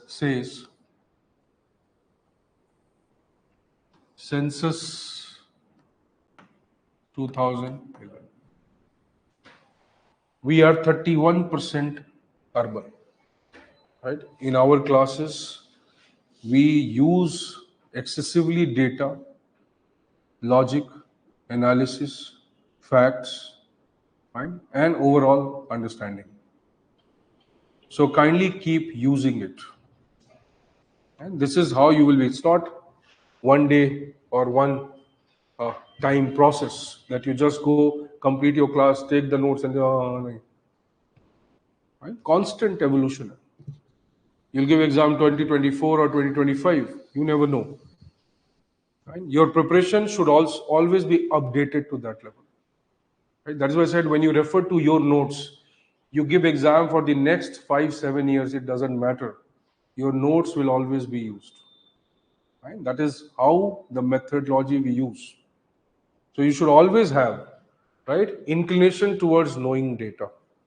Essential for your GS paper and essential for your PubMed paper also. Even in essay, if you have to convey something, you should know data. Right? How can you say India is progressing if you don't have any data? Right? So kindly start using it. Right? Census 31%. Right? UNPF क्या है? United Nations Population Fund. Right? It's an entity of the United Nations, which generally deals with the demographic changes, population changes throughout the world. Right? It is saying that no, the overall urban population in India somewhere is around 40% and more, because they are not including those areas, or we have not included those areas which are in transition from rural to urban, जहाँ पे सारे TikTok videos बनते हैं India के. Okay, that is the transitional area. Fine. Entire TikTok commerce is working from there. Right. So see, you have 40% urban population almost. So majority of the benefits that you are talking about, right? Technology, science, 5G, infrastructure, highways, right? Premier institutions, they mostly are accessible to this population. So still 60% of the population, right, may not have direct access to these benefits. So public interest, right, means a lot of diverse things. Out of that, right, majority of the things which are given or provided in the developing countries is mostly quantitative. Health भी quantitative है, right? India में focus क्या है? Coverage, not the quality of coverage. See? So most of the policies, programs in India, right, they suffer from U without Q. Right? So policies and programs suffer from U without Q. Universalization without quality.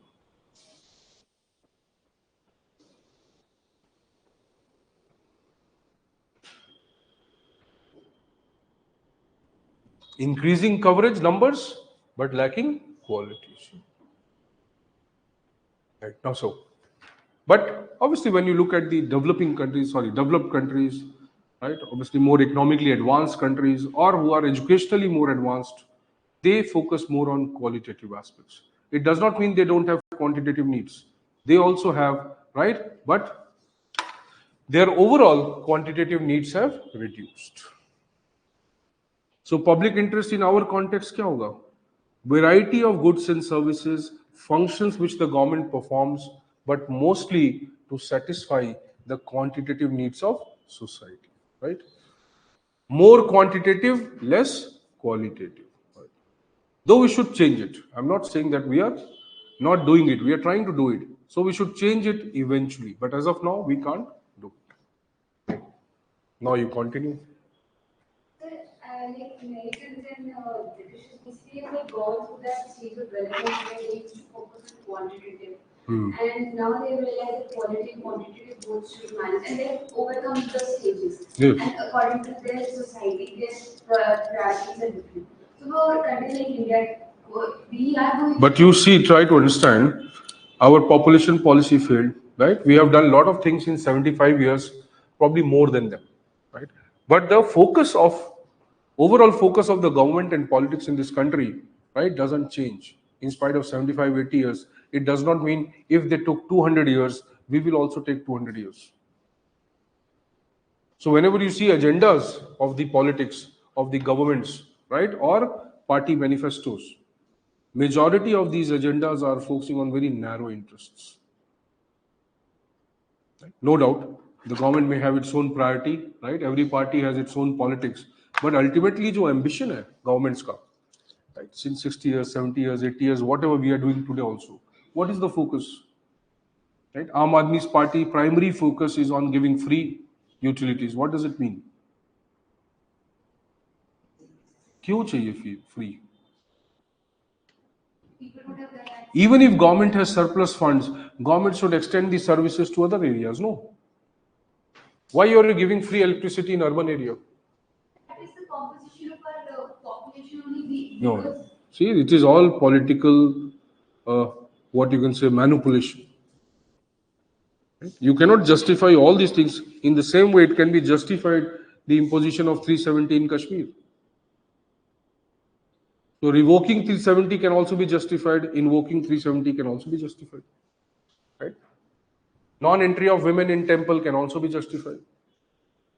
See, so keeping such a big country and focusing on such a huge population, talking about so much of diversity, does not mean we cannot initiate these programs. Kerala initiated 100% literacy target, right? At least it was able to achieve it. Why can't same be replicated in other states? Kerala is a politically volatile state compared to many other states. Kerala had dominantly the communist governments. Right? Most of these parties, right, not Congress I would say, but Congress also, or most of these, BJP and many other parties, they all discard communist governments. Non-developmental, backward, this, they do not allow industrial development and this. Right?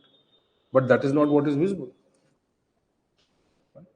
Majority of the money coming into Kerala is from the foreign remittances. They have a different model from Gujarat. Right? Gujarat is creating its resource from industrial model. Right? Kerala is from soft skills, nursing, technology, academics, education, tourism. Right? So you cannot say कि भाई ऐसा composition है. भाई वो population 90 crore, 80 crore से 140 crore कैसे हो गया? So we are not able to take such decisions which will bring qualitative changes. Why? Because we are always controlled by political agendas. So, see, people are happy to, okay, no, we'll have this now. While we'll make this statue, we'll make this building, we'll do this now, right? We'll become like this. Nobody's bothered that there should be a very qualitative transformation. Everybody wants government vacancies to increase. How? How will it increase? The government has to do more, perform more functions. Government is not performing more functions because it is privatizing most of the things. So when government will not perform most of the functions, then how will government recruit people? For what purpose? See? Now that is paradoxical. So businesses want to flourish. Private sector wants to grow. Right? Startup ecosystem should be created. Enterprises should be developed. And again, government services should be increased. Right? Civil services vacancies should be increased. अगर CSET tough है तो भी एक method हो सकता है government wanted to discourage people to sit for civil services right? Government may be wanting people to go for some other jobs. There are a lot of jobs they should go work well. Why they are coming for this? That may also be a possibility. You are saying it is anarchic, UPSC is anarchic. Not necessarily. It is trying to follow a mechanism ki bhai theek hai, people who are not serious, right? People who don't want to invest that much of time, probably people who are not suitable. Right? Respectfully, they should go out. To drawback. See, so logic is people demand so many things, right? Majority controls the politics or outcomes of the elections. Majority is not religion. Here, majority is number. So the kind of democracy, kind of mechanism we follow, right? Majority or the population, dominant population can control the politics or political outcomes, electoral outcomes, and they shape the policy. There also this thing happens. I'm not saying, not denying, right? But see, their criteria of public interest is very different.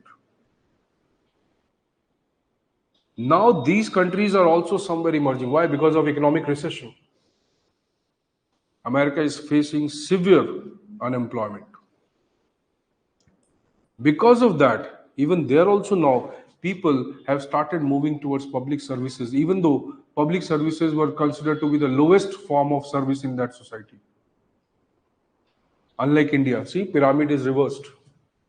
Here we feel a bureaucrat is privileged position. There they feel it is one of the most uninnovative, non-creative positions in the system. Right? They don't respect, they don't value bureaucrats. Society values entrepreneurs there, academicians, researchers, scientists. यहाँ पे reverse है. So it's not about this or that. We are simply trying to say that, okay, yes, there can be distinction in the concept of public interest also depending upon nature of society or the level of social development. Point. Right. Okay. On the other hand, right. On the other hand, developed societies may focus more on qualitative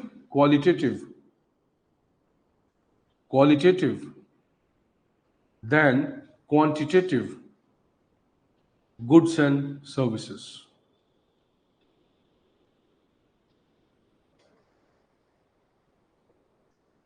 Goods and services.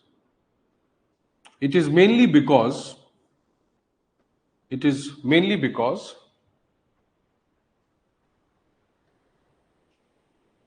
they are at a different stage. They are at a different stage of development.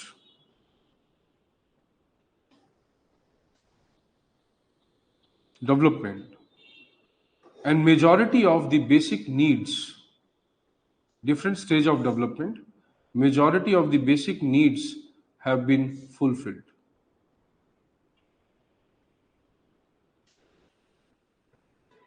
There are thousands of homeless people in New York. Right? New York also has one of the biggest slums in the world, along with Bombay or Mumbai. So it does not mean that they are not poor there also. Right? But see, their state is capable to a large extent to take care of them. वहाँ पे social relation और social community इतनी strong है. right? India में भी है, see. So we have langars, right? We have religious trusts, charities, they are all working together, right? But you see, their community feeling is so strong that they have developed community centers like that. Philanthropists have created a lot of systems like that. Government has visualized that these things are going to happen. Plus, obviously, population is much less. What is the population of America? 30-35 crore. Imagine, इतनी population तो India में किसकी है? UP, Rajasthan, right? Technically मिला दे तो twice हो जाएगा America. UP, Rajasthan, MP, 3-4 states को मिला दे तो. It is said that every year we add an Australia. The rate of population growth we have. Right? We have surpassed China. Right? At least we are better than China in something. Right? Population में ही है, चलो. So logically, right, you can say that yes, there the resources are more, consumers are less, and so definitely qualitative improvement is okay, it can happen. For us, resources are less, consumers are very high. Fine, but still, see the nature of policies, programs, they mostly focus on qualitative developments. Right? Education has been a very strong tool of America. Technology has been a very strong tool in America. So most of these European and American countries, they started following the use of technology. Right? We were scared of using technology. Or obviously we did not have that much of money also. Fine. But we cannot say that we are backward. We are simply trying to say that politics has impacted the focus of public interest, right? So public interest may differ, but it is because an umbrella term, right? It's a very broad term. It includes variety of aspects, right? So scholars have tried to now define by public administration, a government system's primary role is public interest. So there should be some criteria, some basis to know whatever we are doing, is it in the public interest or not? For example, let's say government wants to make a dam. Public interest? Dam. Public interest, right? But because of the dam, lot of villagers will be moved. They will be uprooted from that place and they will be shifted to some other place, right? Now their interest will suffer. They might not directly benefit from this project also. Why will they pay the sacrifice for this project? But government says there's a law that you have to be moved, right? You need to be resettled, you will given compensation, everything. But they say, see, even if you are given compensation, we do not have that, what you can say, emotional attachment to this new place, right? We have emotional attachment to that place only. Our culture, our tradition, right? Our, let us say, religious symbols, many of these things, right? Memories are associated with this place. Who will compensate for this? So let's say government removes them, approves them, creates a dam, right? Now see, one interest undermines the other interest. Now how will government calculate, or how will government say that, okay, yes, it's okay. Whenever a public interest will be done, right, or when it will be implemented, there will be someone's interest which will be endangered, yeah, or sacrificed, correct? So see, to understand this, many scholars provided the philosophies. They gave the principles that, okay, whenever you are doing some, making some decisions, implementing programs, you should use these criteria. Using this criteria, you can understand whatever you are doing is in the public interest or not. Whatever you are doing is ethical or not. See? They are known as philosophies or principles of public interest. You can write some.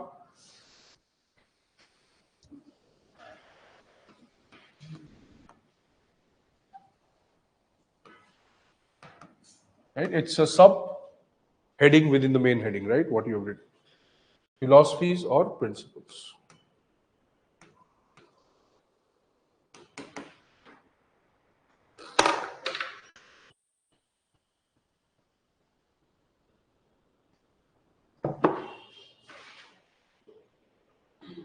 Right.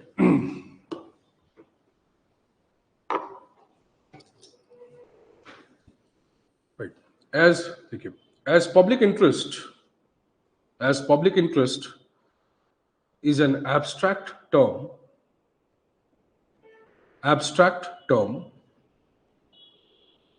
comma, difficult to define,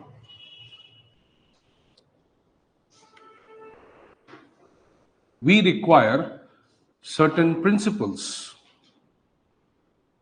or we require certain principles or basis. Basis is one and basis is plural. We require certain basis, BASES, plural, right? Certain basis for evaluating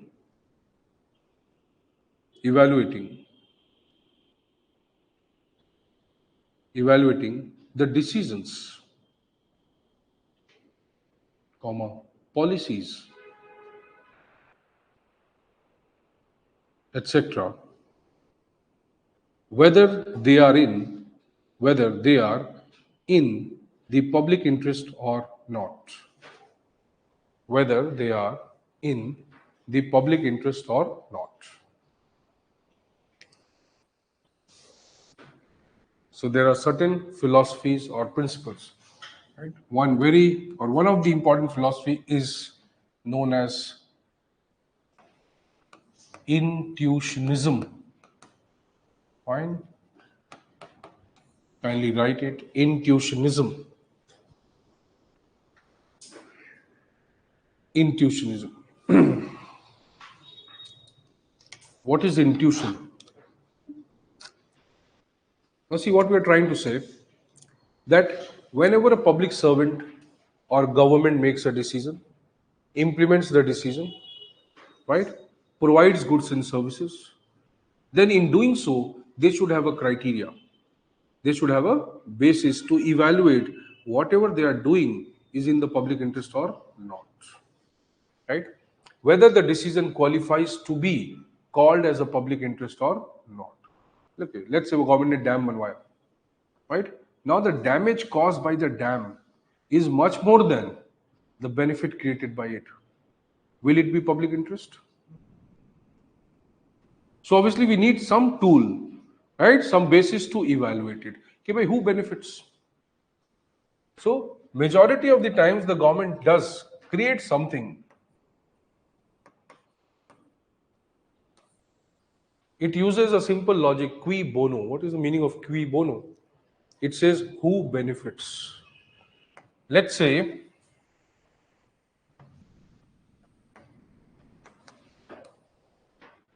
who benefits, right? Let us say students protesting against CSAT. Who benefits? Or coachings? Fine. Engineers will say we don't want change. Right? People from technical mathematics background will say, oh, it's okay, we don't want change. It is good for them. Right? Now, 60% of the aspirants come from the humanities background. No, 60% get selected. Right? Aspirants की बात हो रही है. So more than 60% aspirants are from the humanities background. 40% are from professional backgrounds. MBA, CA, MBBS, whatever. People coming from professional backgrounds, right, already have gone through some rigorous process. Right? Now even humanities people who are coming through CUET, right, they will definitely have some taste of that exam, competitive exam, right? So logically, people coming from that background, humanities background, may not be willing to have CSAT as a paper in the prelims. Right? Obviously, it will create a lot of burden on them, unnecessarily knowing certain things which they don't want to. Right? Engineers, professionals, they might feel it valuable, right? Because with less of effort, they can qualify in the papers, so that they can give actually more focus on general studies. That is the benefit they will have, advantage. Right? First, they know those areas more easily. They will have to put less effort, and they'll have more time for preparing GS. Whereas a normal humanities student will spend a lot of time on CSAT at the cost of the general studies. So for qualifying paper, they will be probably investing similar time as for the general studies paper, which is illogical. But why to make CSAT qualifying if we are investing almost 50% effort on that? So who benefits? See, even in this criteria also, right, we have to identify that who is the person, who is the group, what is the area, region which benefits from this. So government generally uses this criteria. Who benefits? Poor benefit? Fine, good. So when poor benefit from a policy or a decision, they say it is public interest.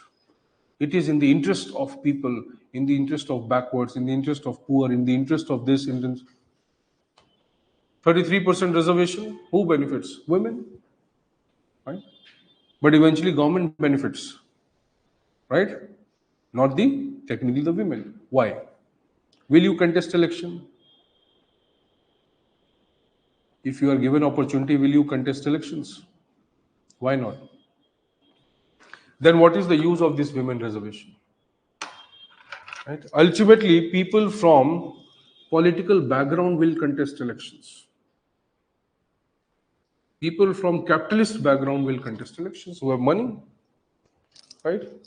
People who are not working, right? People who are coming from a particular type of family, they will contest elections.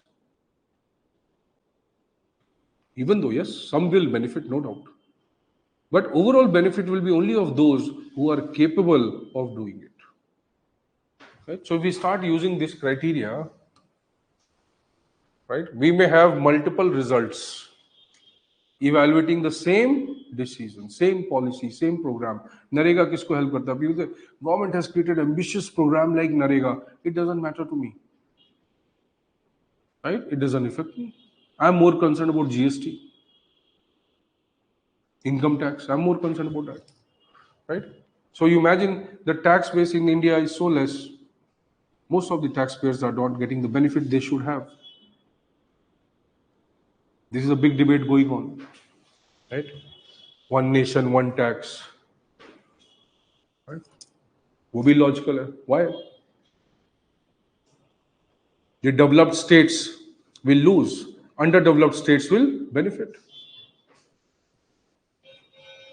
See? So there are a lot of problems. Even if we use this criteria, government क्या करता है? Simply uses this criteria. Oh, it is for women, do it. Right? It is for minorities, can't do it. So logically, various principles are used. Why they are used? They are used to understand or help us understand whatever we are doing, is it correct or not? Whatever we are doing, can it be called as public interest or it is only the interest of few in the society? So public interest का sense क्या होगा? Which affects the larger population of the society. Fine? Maximum or at least to the maximum possible extent. 70%, 80%, 90%. भाई इतने लोगों को तो फायदा होना चाहिए. So that is why we are using this philosophies. So intuition or intuitionism, right? Try to understand. The moment I say Gandhi, Gandhi is a person. The moment I say Gandhism, right, it becomes an ideology. Right? So Gandhi, person. Gandhism, vichar. Anywhere if I add ism, right, that becomes a philosophy. So Modism, philosophy. Right? Kejriwalism, still not clear, right? But that is also a philosophy. So ये logical है. So wherever we add this, now intuition is what? Right. So one of the very basic philosophy is that what is public interest? Right? Who will benefit? How we should evaluate our decisions, programs, policies, right? So this intuitionism says, leave this evaluation to the public servant. The one who is implementing it, right? The one who is doing it directly, leave this evaluation to him. The government should not evaluate. We should not develop any criteria for it. Let the person who is doing it in that situation evaluate whether it is in the public interest or not. I'm understanding it will take time to understand this. See, you are a collector and someone, right, based on conscience, correct? Not conscience is a bigger term, but yes. So let us say you are a collector, somebody comes to you, right, asking for pension. That lady does not have, it's a question in the UPSC, that lady did not have the document, but she is quite old, right? She cannot go back and come again. She has nobody to support her. Now, as a collector, obviously you may be moved by emotionally by this problem, fine? But because the rules don't allow you, right? There's no special rule mentioned, right, by which you can help someone out of the context. So if she comes to you and asks for the pension and says, basically, I've been running since long time, right? Today I got time to meet you. So kindly, right, provide me this pension or at least initiate the process because I cannot come again and again. And it is the only sole source of money for me. What will you do as a collector? Now see, there is no law which gives you this power. Right? But there is no law which restricts you also this power. So you are neither restricted nor you are authorized. You are supposed to take decision as per your discretion. What you might find fit in a situation. A police officer who is writing the FIR, right, may delay writing the FIR. Right? On the ground that, okay, let's not write FIR outrightly, let's have some verification first that whatever this person is saying, is it true or not?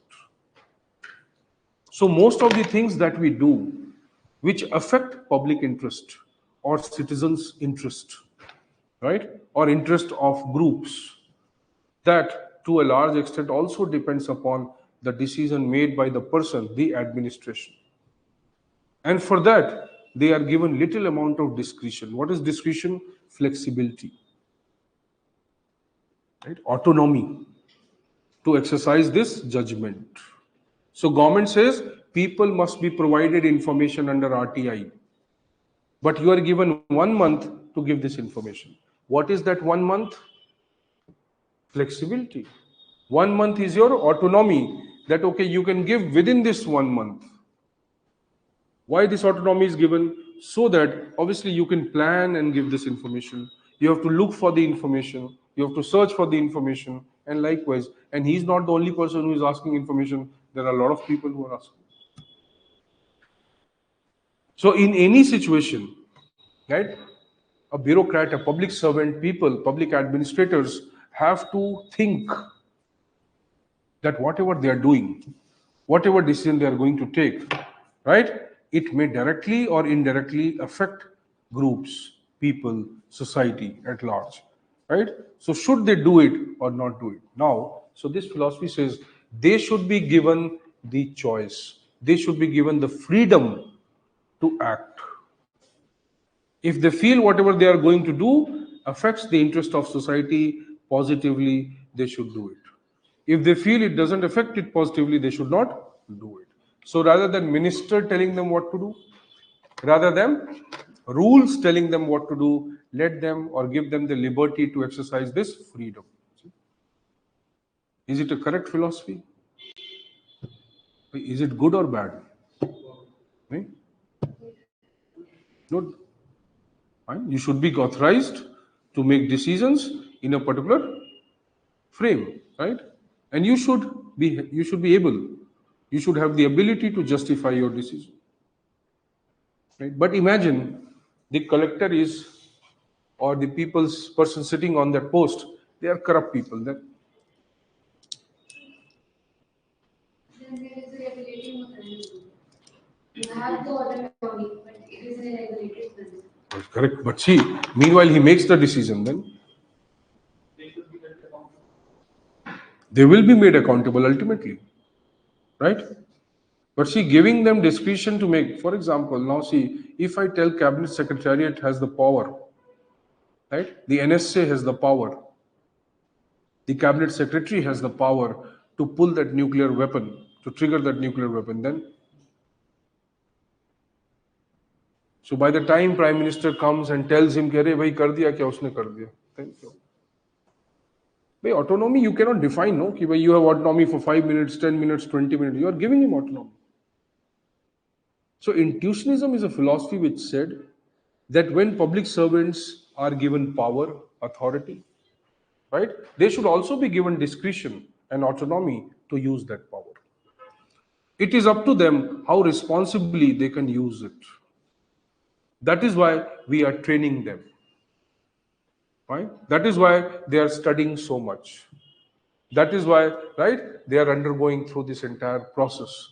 So we are appointing wise people. We are appointing intelligent people, ethical people to the system. And now, if these people are dedicated, loyal, committed to the work, they will exercise this discretion in public interest. So this philosophy believes in that manner, or in that idea, that people who are at the positions of power, if they are ethical and moral, they will not misuse power, right? But this assumption is not totally correct. Right? It is too much to ask for from a human being, right, who has been given a lot of power. Right? So you are a treasury secretary, right? Finance secretary controlling the treasury, right? In the treasury, the entire money of the government of India is kept. Right? And now your friend calls you and tells you, "Arey, how 10-20 lakh nikal liya, kya ho jayega nikal?" You have the authority to do it, so what? We'll return it back. You know, this has happened many times in the government. People have used public money for personal benefit. Return that money. Right? Same thing Harshad Mehta did, see, uske पीछे पड़ गया. So logically, see, government is the biggest gunda, no doubt. So intuitionism comes with this idea that discretion is of public servant, right? We'll write it, don't worry. First, you understood it? Fine. Second, there is another philosophy called perfectionism. You first understand it, everything will be written, don't worry. Perfectionism. Now, perfectionism says that society, right, or public interest in a society is the interest of only the elites. Only those who are capable, right, their interest should be served, and then we'll call it public interest. For example, only Tendulkars should be allowed to play in the cricket match. Now, this is a reverse philosophy. It is saying, what is public interest? Right? If you are developing a program, policy, you are doing anything, you evaluate it on the basis of perfectionism. That if this promotes the interest of meritocratic, right? The people who are capable, the people who are elites, the people who are rich, not just rich, right? But people who are capable, let's say. Then whatever you are doing is public interest. On this logic, the people or the royal families, the monarchies worked. On this logic, entire colonial system worked, right? On this logic, many of the developed countries, many of the monarchical rules today also they work. Even developed countries, many of them. See, most of the contracts are given to big companies. Why? We believe they are capable of doing it, right? We do not give opportunity to smaller companies in the beginning. So perfectionism is a very unique criteria. It says that there are few who are capable in the society. Give them opportunity, give them resources, they will lead the society. Once they lead the society, the benefits will go to the others also. Right? It is not saying don't serve the interest of others, but it is saying serve the interest of few. The few are capable and they will promote the society. Right? For example, only few can become scientists. Those who become scientists, now government should invest more resources on them and divert most of the resources to these people who are capable. So rather than giving subsidies, rather than giving waivers, okay, rather than giving loans to the poor, and likewise, they would say, give this to industrialists, give this to people who are capable, give this to people who can create startups, give them money. Don't give this money to them. See, in Indian banking system, there is a provision for primary sector lending. Primary sector lending. What is primary sector lending? Banks have to give or direct 40% of their loan, right, to primary sector, agricultural sector, rural development, and likewise. So that is called priority sector lending. Regional rural banks, they have to give or they have to work with self-help groups. What are self-help groups? Right? These are groups which provides small finances to poor households. Somebody needs 2,000, 1,500, 100. So government, or you can say people create a self-help group model. People come together. They form a community, an organization. Right? This organization pools money amongst its members. And then government supports them. So there are 10 members, they are giving 100 rupees, now it becomes 1,000. Government says, we will also support you. We'll also give you 1,000 rupees. Now you have 2,000. Put this into bank account.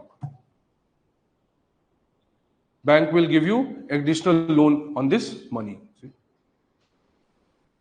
So there are obviously various schemes, programs. What are they doing?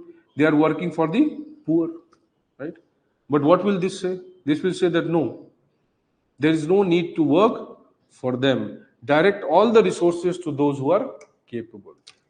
ये सही है गलत है? सही भी है गलत. You see, parents are spending more money on the child who is more intelligent. Is it or not? A patriarchal society is spending more money on male child, on the belief that male child can obviously become their Sahara, right? which he doesn't become, obviously.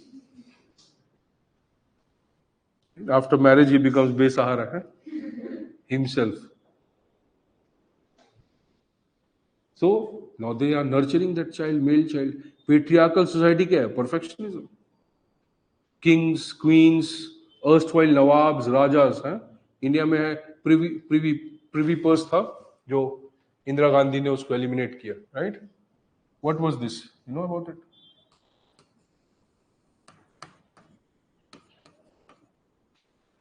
Fine. Bank nationalization. She did a lot of things. Good things, no doubt. Privy purse सुना है कभी? नहीं. हाँ, correct. किसको?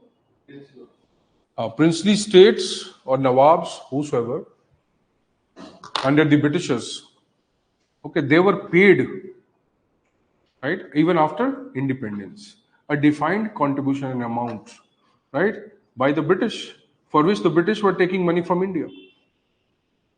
How illogical that was. We were paying the British so that they can pay the Nawab. Or we were paying on behalf of the British, but you had promised them, so we will pay you. Elitism. Now see, IAS, अब see, इसको ऐसे मत देखो, just like in the broader perspective. Come to the narrow perspective.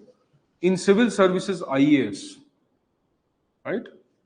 The IAS enjoys most of the top positions of the government. Why? Elitism.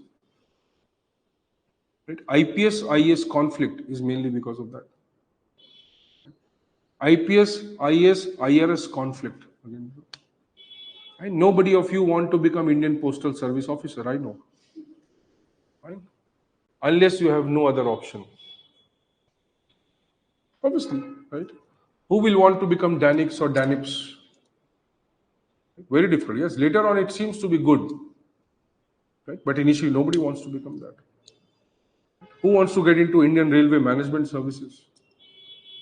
Indian Railway Traffic Services? Nobody. Everybody wants IAS, IPS, IRS, IFS course. Okay. Elitism. See? So everywhere you find elitism. Right? School rewards people who come first. Right? People scoring 95%, their photos are put everywhere. From rank 1 to rank 110, everyone gets IAS, but you put rank of top 10. How does it matter to IAS? In fact, there should be no ranking system in civil services. Right? So as per their internal criteria, if they find these 100 people become IAS, they should simply write IAS. Khatam. Why rank? What does it mean? Nothing. Right? It's not a board exam. Why are you putting that rank? So see, right? Everywhere you will find this criteria. So this criteria was generally used in traditional societies. It is used today also in modern societies, no doubt, right? When people from specific groups, communities, they demand it is their right to have benefits of the society, right? They have more claim over them than others. Right? When Brahmins feel that they are the ones who should control the society, they can direct the society. When Kshatriyas feel they should be the only owners of the land in this country, right? Everything comes from this idea of elitism. So it is right that this is not totally bad, but it is not acceptable in the modern democratic societies, right? Our societies are more fair, equitable. We are focusing on inclusive development. We want everyone to be part of this development. So this should not be accepted as a valid criteria, but it has always existed. Always existed. Utilitarianism. Have you heard this about it? And you just write it, then you can go, no problem. Right? Utilitarianism, right? But slowly and slowly you should be accustomed to the rigorous process of UPSC. Huh? Dhire, dhire. So for example, like just a very question, but during the GST or demonetization, we like the rich class of our society when we think about the process of demonetization. So is it an example of perfectionism? Obviously, but see, perfectionism, but see, it was not deliberately done by the state. we are talking about any policy or decision or anything which comes from the system, right? How they knew about it, what happened to that process, that we are not very clear, right? But you're correct that yes, there are few who may control the rest. That happens in any society, right? But society, or you can say government, is not following that principle. The government तो principle follow नहीं कर रहा ना. So if the government follows this principle, then it will be called perfectionism as the basis of public interest, right? But governments doesn't follow, or governments follow, but only in parts. Giving licenses, giving so many things, it follows this principle, but only to a limited extent. Utilitarianism, have you heard of this? Right? So I'm just giving you one example, right? Let us say you order this, fine, and before that you called all your friends to make sure they are not coming to your room. You called all of them, everyone around you, अरे ठीक है मैं सोने जा रहा हूँ अभी नहीं पढ़ना है. Fine. So you made all the possible excuses, right? But you know, friends, how they smart they are, right? They were just talking to you outside your door. They were standing there talking to you and said, no, we are there, we are here, we are there. You go and sleep, right? And they see the pizza wala coming to your door. The moment you open the door to get the pizza, they enter your room. Yeah, we were just here. You opened the room, we just entered the room. Now this person was hungry, right? He ordered the pizza as per his own hunger. Right? Let's say medium pizza was ordered. So now there are 3 more friends who have joined him. If this person wants to divide this pizza, right, in the most fair manner, right, in the most just manner, so that all of his friends or none of his friends feel that they have been treated unequally, what will he do? There are 4 people. So what should he do? One by? Correct? He should divide it this way, right? Now, obviously, 2 of them had already eaten dinner. After that, also they are eating this. Right? 2 of them have not eaten. Okay, you who ordered the pizza, and 1 more person he has not eaten. Right? But this 1 by 4 doesn't satisfy their hunger. What will they do now? They will order again. See, the process may keep going on. Fine. Rather than that, let's say 2 of your friends who have already eaten, now they are so honest that they say that, okay, fine, we are full, we don't want to eat. Now, what is the best way of distribution? Half. Now, see, when I change this distribution from this to this, I have satisfied the hunger, my hunger as well as my friends' hunger, and at the same time, others. Right? Instead of giving them uselessly, superfluously, right? They have also been satisfied. Why? Because I offered them, but they denied it. So utilitarianism deals generally with this, right? Not with this. Utilitarianism is a philosophy which says anything which is done whenever you are serving public interest, when you are making policy, right? When you are taking any action, then you must evaluate that whether this action satisfies, right, or creates the maximum benefit of maximum number or not. So see, this is not actually maximum benefit. This is a minimum benefit of maximum number. As the people will increase, the benefit will reduce. So either we create more benefit, so that if we have more people, the benefit does not reduce. So utilitarianism is a philosophy which says maximum benefit to maximum number. What that number is, it is not defined. You have understood this much? So tomorrow we'll talk about, write about it, fine, think about it, and bring your some, or whatever newspaper you're reading, you bring some examples, right, where we can apply them. See you tomorrow then.